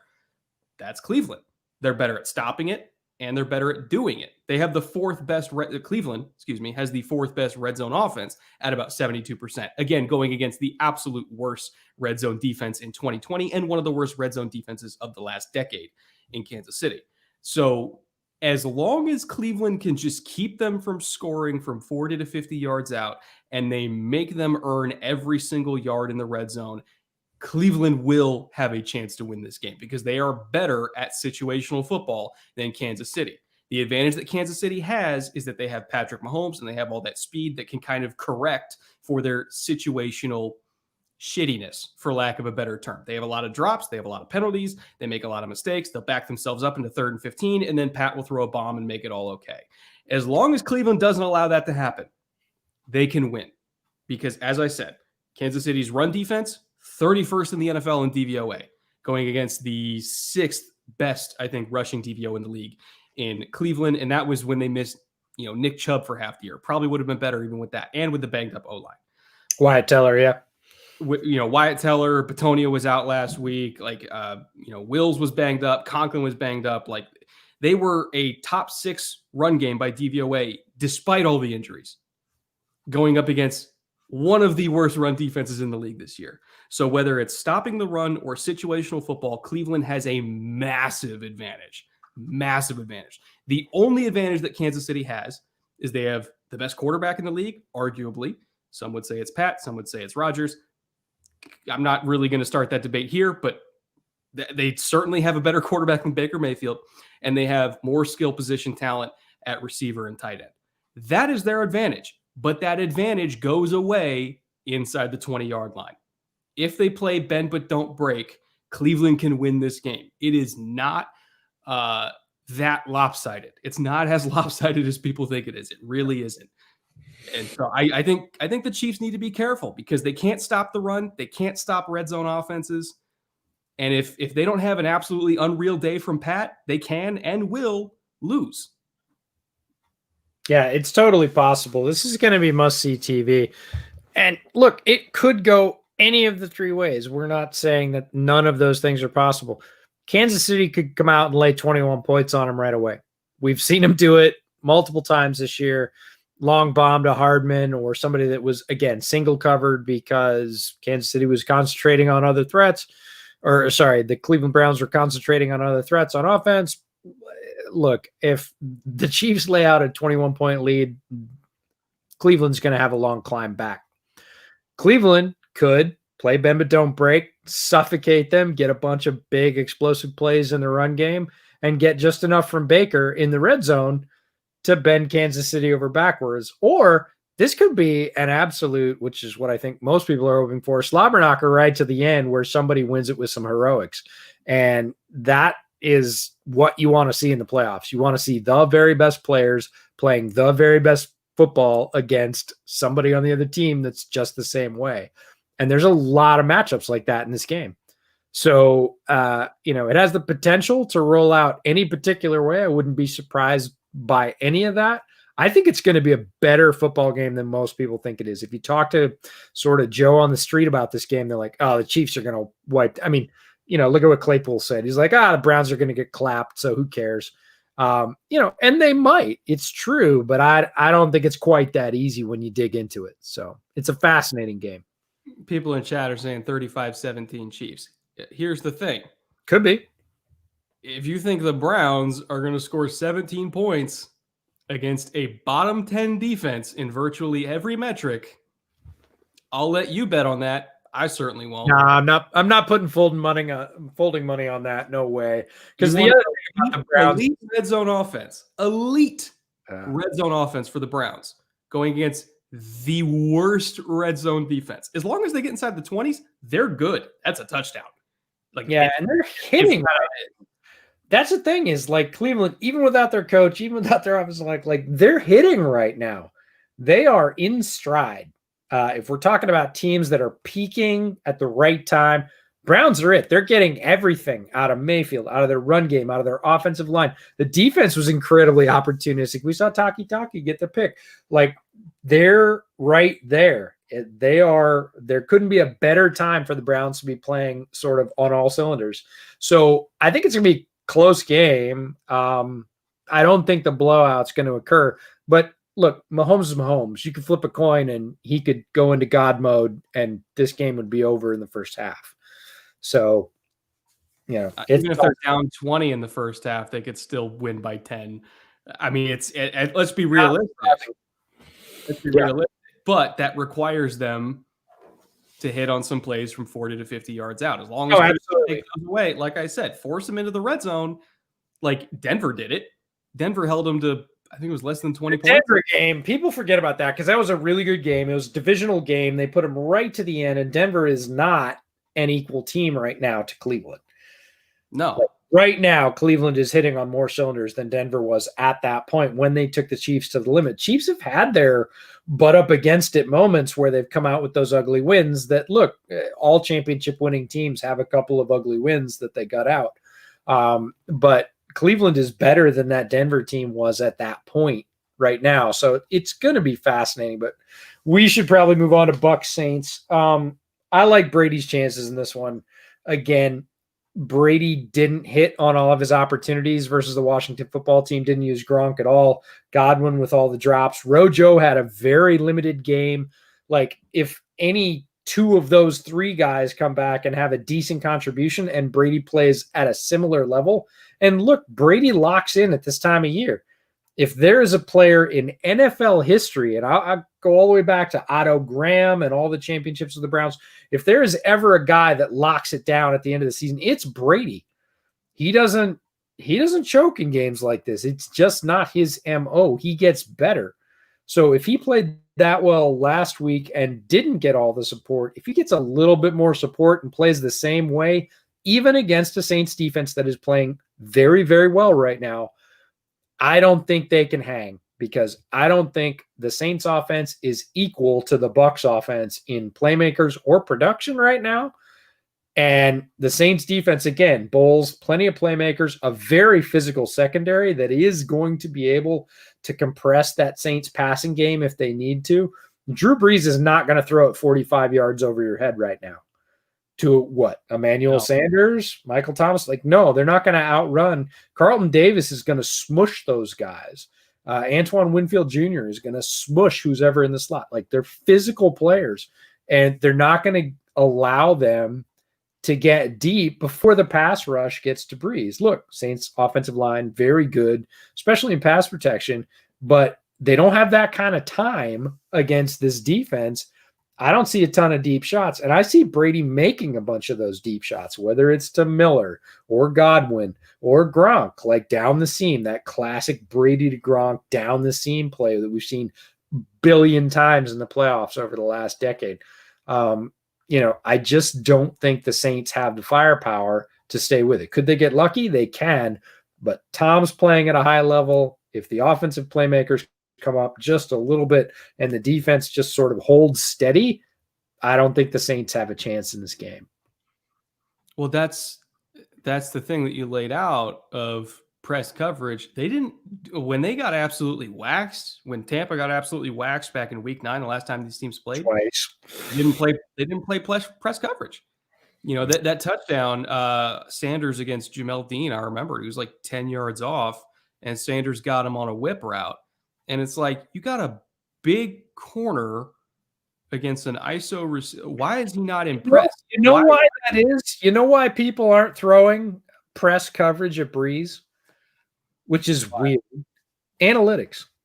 Because Brees's rate against press coverage is greater than if you play off. But that's not Brees with 11 broken ribs. Right? Yeah. That's the other Brees. So you have to take, this is where context comes into it. If you just look at the stats, it says, hey, it's not a good idea statistically to press in and try and smother those routes because Drew Brees will make money on you. Not right now, he won't. In fact, if I'm going to challenge Drew Brees to beat me in a way right now, it's exactly that way. I'm going to smush everything under 10 yards. I'm going to play tight, hard physical coverage on everything under 10 yards. And I'm going to challenge him to get me on the sluggo. I dare you coverage is what I'm going to call that. I'll even play single high if I need to, right? Again, I'll rotate that. I'll make it look like quarter half and I'll rotate. I'll do the solid thing if I need to. But I'm going to challenge Drew Brees. Go ahead, hit the corner honey hole 25 yards down the field, 30 yards down the field. I dare you. And if he does it once or twice, fine, I'll adjust. I don't think he can do it right now. And the Bucs have the personnel to do that, to be physical and really compress those routes against the line of scrimmage. The Bears tried to do it, and they just didn't have the corners on one side to make that work. So Brees continued to pick them apart, and he will. But if you're giving Drew Brees 6 and 7 yards at a crack, that's fine. It's not like giving Mahomes 40 yards at a crack to Tyreek Hill, right? Again, it's like a sort of extended run game at that point. And, people are looking at the analytics and they're not looking at the Drew Brees just had his rib cage caved in like 5 weeks ago. He can't hit that 35, 40-yard bomb right now, not with regularity. So, again, I'm going to challenge him to do that. And if he does, I'll adjust. But until then, I'm going to just smash everything like a wet blanket. Chat's asking to talk about the O-line versus D-line matchups. Quite frankly, as good as the Saints' offensive line is, because of injuries, I think they do have a little bit of a weakness at right guard. We saw Akeem Hicks expose that over and over and over again last week. Akeem was getting anything he wanted. Especially late in the game. He was fired up late in the game. Yeah, because Nick Easton was out with, I believe, a neck injury. Might have been a concussion. And so rookie Cesar Ruiz was in there at right guard, and Akeem was eating him alive. You remember when Ruiz had a big draft jump? Like Cesar Ruiz was like a kind of top third, bottom second rounder, and all of a sudden everybody was like, Cesar Ruiz is the best interior offensive lineman in the draft. Like that happened. I thought as center. Yeah. I mean, center, like, sure, but he's a guard. I know. They put him at guard, and he got a lesson. Yeah, which is you're not as strong as Akeem Hicks. That's the lesson. And so I think if Vita Vea was healthy, I think it'd be the same kind of thing. I don't think Ruiz has the power to handle Vita Vea, but unfortunately he fractured his ankle. But you still got Sue, you still got Nunes Noches, you still got, I think, two of the better blitzing linebackers in the league. That Ruiz, as a young player, if you're running a whole bunch of twists and stunts at him, he might be a little bit slow to pick it up. Like that's the weak point in the Saints offensive line. It's their only weak point because they're great everywhere else, but it is a weak point. You look at Tampa, their only weak point is probably Donovan Smith at left tackle. Tristan Wirfs, I think, was first team All-Pro caliber right tackle this year. Marpet, elite guard. Marpet's back, and Smith's their weak point, but he's still at least an average tackle, so it's not the worst thing in the world. I don't know if Trey Hendrickson is playing this week, but I think, you and I are still a fan of Granderson, so I think either way, that left tackle matchup is still exploitable by whoever they have coming off that edge. But Cam Jordan versus Tristan Wirfs might end up being the matchup of the game because, again, that's all-pro caliber edge rusher versus all-pro caliber right tackle. If you're giving help to Donovan Smith on the other end, it's going to be up to Cam Jordan to win that one-on-one to disrupt Tom Brady. Because otherwise, I like Tampa's offensive line matchup against the Saints' defensive line matchup more than I like the Saints' offensive line matchup against the Tampa defensive line matchup. Yeah, I think that's fair. And Cam Jordan, one of my all-time favorites, has not been playing at his typical level, but that level was always higher than people thought it was. He's playing at a sort of average level. And quite frankly, Wirfs is playing out of his mind and is a physical specimen sort of beyond compare. You can go back and look at his draft stuff, look at his weight room stuff at Iowa. He's a superhero. He's like Aaron Donald in terms of physical strength. So yeah, it's going to be fascinating. People are saying in the chat that I'm salty the Bears lost. I'm actually not. I would have been kind of pissed if the Bears won. He doesn't have to watch them anymore. No, it's not that. I would have been pissed if the Bears won because it wouldn't have been good for the franchise because it's not real. And like I said earlier, I like to see a playoff matchup where the team with the best chance moves on. And without a doubt, the Saints have a better chance moving on than the Bears do. The Bears didn't deserve to win. They didn't, quite frankly, deserve to be in the playoffs. So I'm not salty they lost. I kind of expected them to lose. And the other thing is, if they had won, that brass press conference would have been even more just totally unpalatable, right? Oh, well, we're still in the playoffs. Like, no, and you made all they be playing this week. Yeah, it's like, no, you made all the wrong decisions. They'd be getting wiped off the board by the Packers yet again. So no, I'm not salty the Bears lost. I expected them to lose. And quite frankly, Tampa was easily the better team. And that was the correct result if you're looking at paper. So, doesn't mean I think the Saints are going to win this week. I don't think they are. I just think Tom's going to smush them, quite frankly. He's got so much playoff experience. Did you see this stat last week? This one killed me. Like, I think Drew Brees just overtook Tom Brady in wins against the NFC, or for NFC playoff wins against the NFC in the playoffs. No, Brady overtook, or wait, was it the other way around? But either way, Brady had more. Brees overtook Brady, but everybody's like, why does that matter? Brady's been in the AFC for 20 years, and he had more wins than anybody against the NFC, only getting to play them once a year in the playoffs, in the Super Bowl. Yeah. That's an insane stat. Like, that says Tom Brady is up here and everybody else is down here as much as any other stat. And there are a lot of other ones, but that one kills me that Drew Brees just overtook Tom Brady for wins against NFC teams in the playoffs, in the postseason. And Brady has never played in the NFC until this year. Like, that's That's insanity. Also, remember that in that last Saints-Bucks game, again, the Bucks played terrible. The Saints absolutely deserved to beat the shit out of them in that game, and they did, because the Saints are not a team you want to screw up against. But the Saints had a lot of errors themselves that just went completely unpunished. Like Drew Brees had a dropped pick 6 to JPP that if he had all his fingers, that probably would have run back the other way. And then 2 plays later threw a touchdown on a blown coverage from Tampa. And then, as you mentioned, they didn't play any press in that game because at the time, Brees still had a functioning torso. They played off. He dinked and dunked his way down the field. They couldn't tackle in space. Like he had a really good throw to, I think it was who's the Dayton kid, Troutman. He had a really good touchdown throw to Troutman that only he could get. Like Brees was on it. The offensive line was on it. The Bucks just completely could not tackle. They had blown coverages. They had dropped picks. Everything that could have gone wrong for Tampa went wrong. Everything that could have gone right for New Orleans went right. You can't expect all of that to happen again. At minimum, this game is going to be close because it's hard to beat Tom Brady 3 times in one season, especially when he's got all the talent around him that he does, an elite offensive line, an elite receiving core. The head coach, I'll take it or leave it. I have my problems with Arians, but at least I still think he's good. And the defense, for all of their problems, can still have a good game every now and then if they can get home on their blitzes and if their coverage can hold up for 2.5 seconds. This team can boat race any team in the league, or they can get boat raced themselves. The question is, which Tampa is going to show up?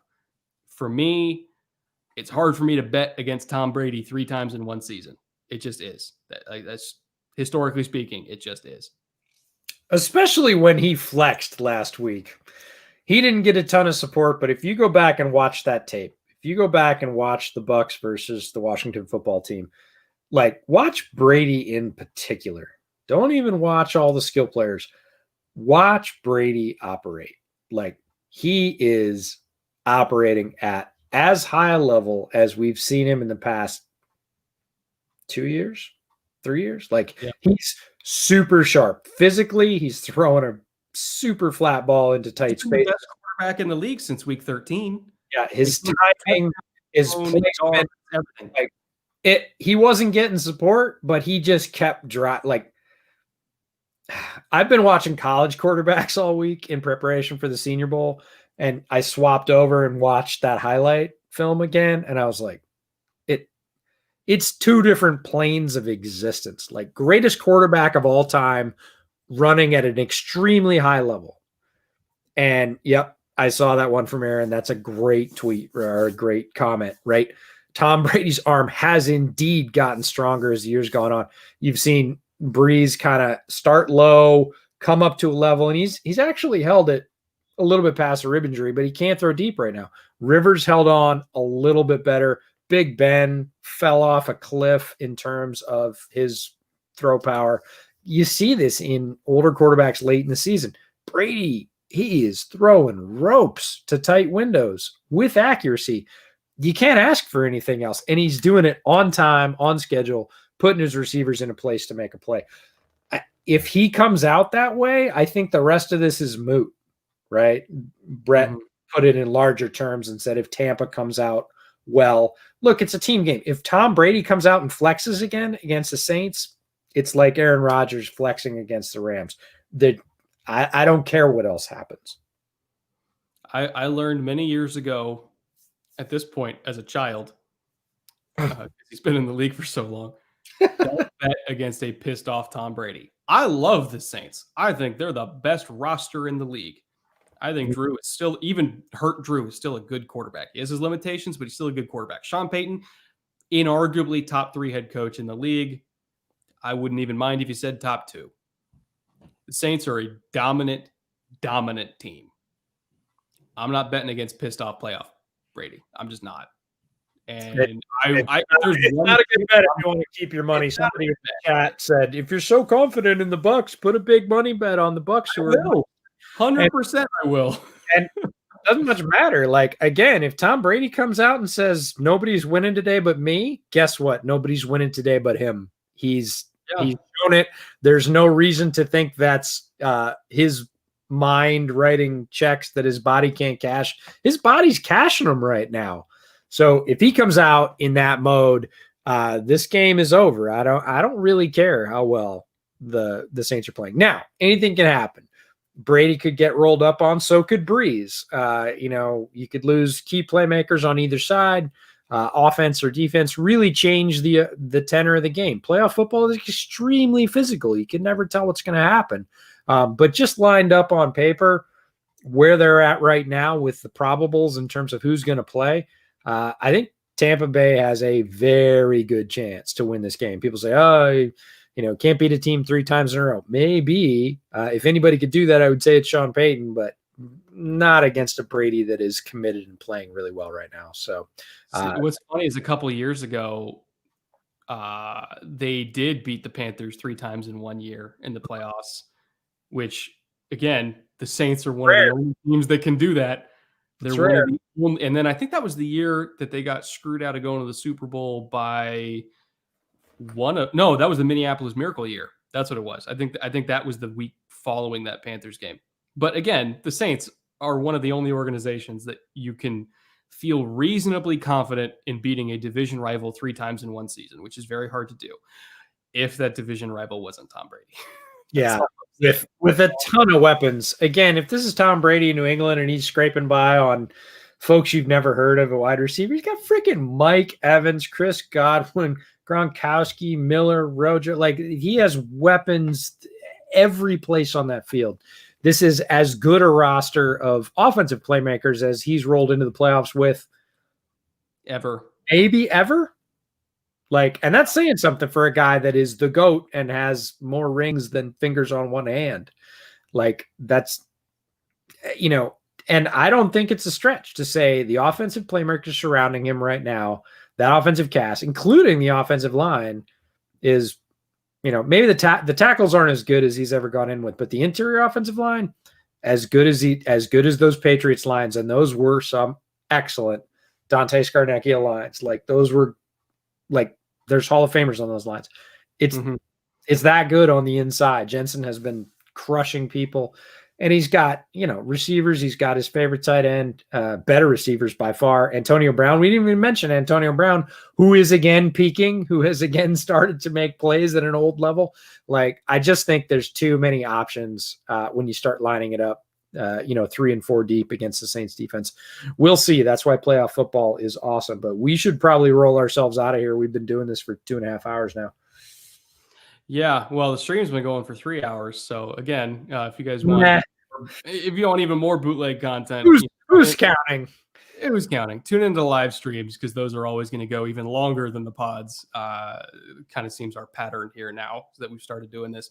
But again, thank you everybody for listening. I will try to do this earlier in the week next week when I'm not inundated with film room business. And then I got let's see, it's 9:00 at night. I got to roll out here and record a film room right after. So that should be nice and exhausting. Can't wait for it. But thank you everybody who, showed up to the stream, stayed here for all 3 hours. Thank you everybody listening at home in podcast format.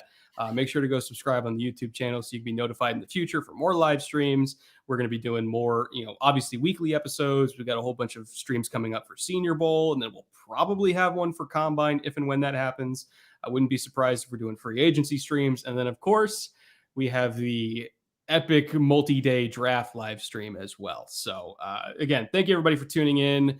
We will be back here next week, probably on Wednesday, I'm assuming, maybe Thursday, but just keep an eye on our Twitters and we'll tell you when the next stream is. So we'll see you guys next week. And until then, later. Take care, guys.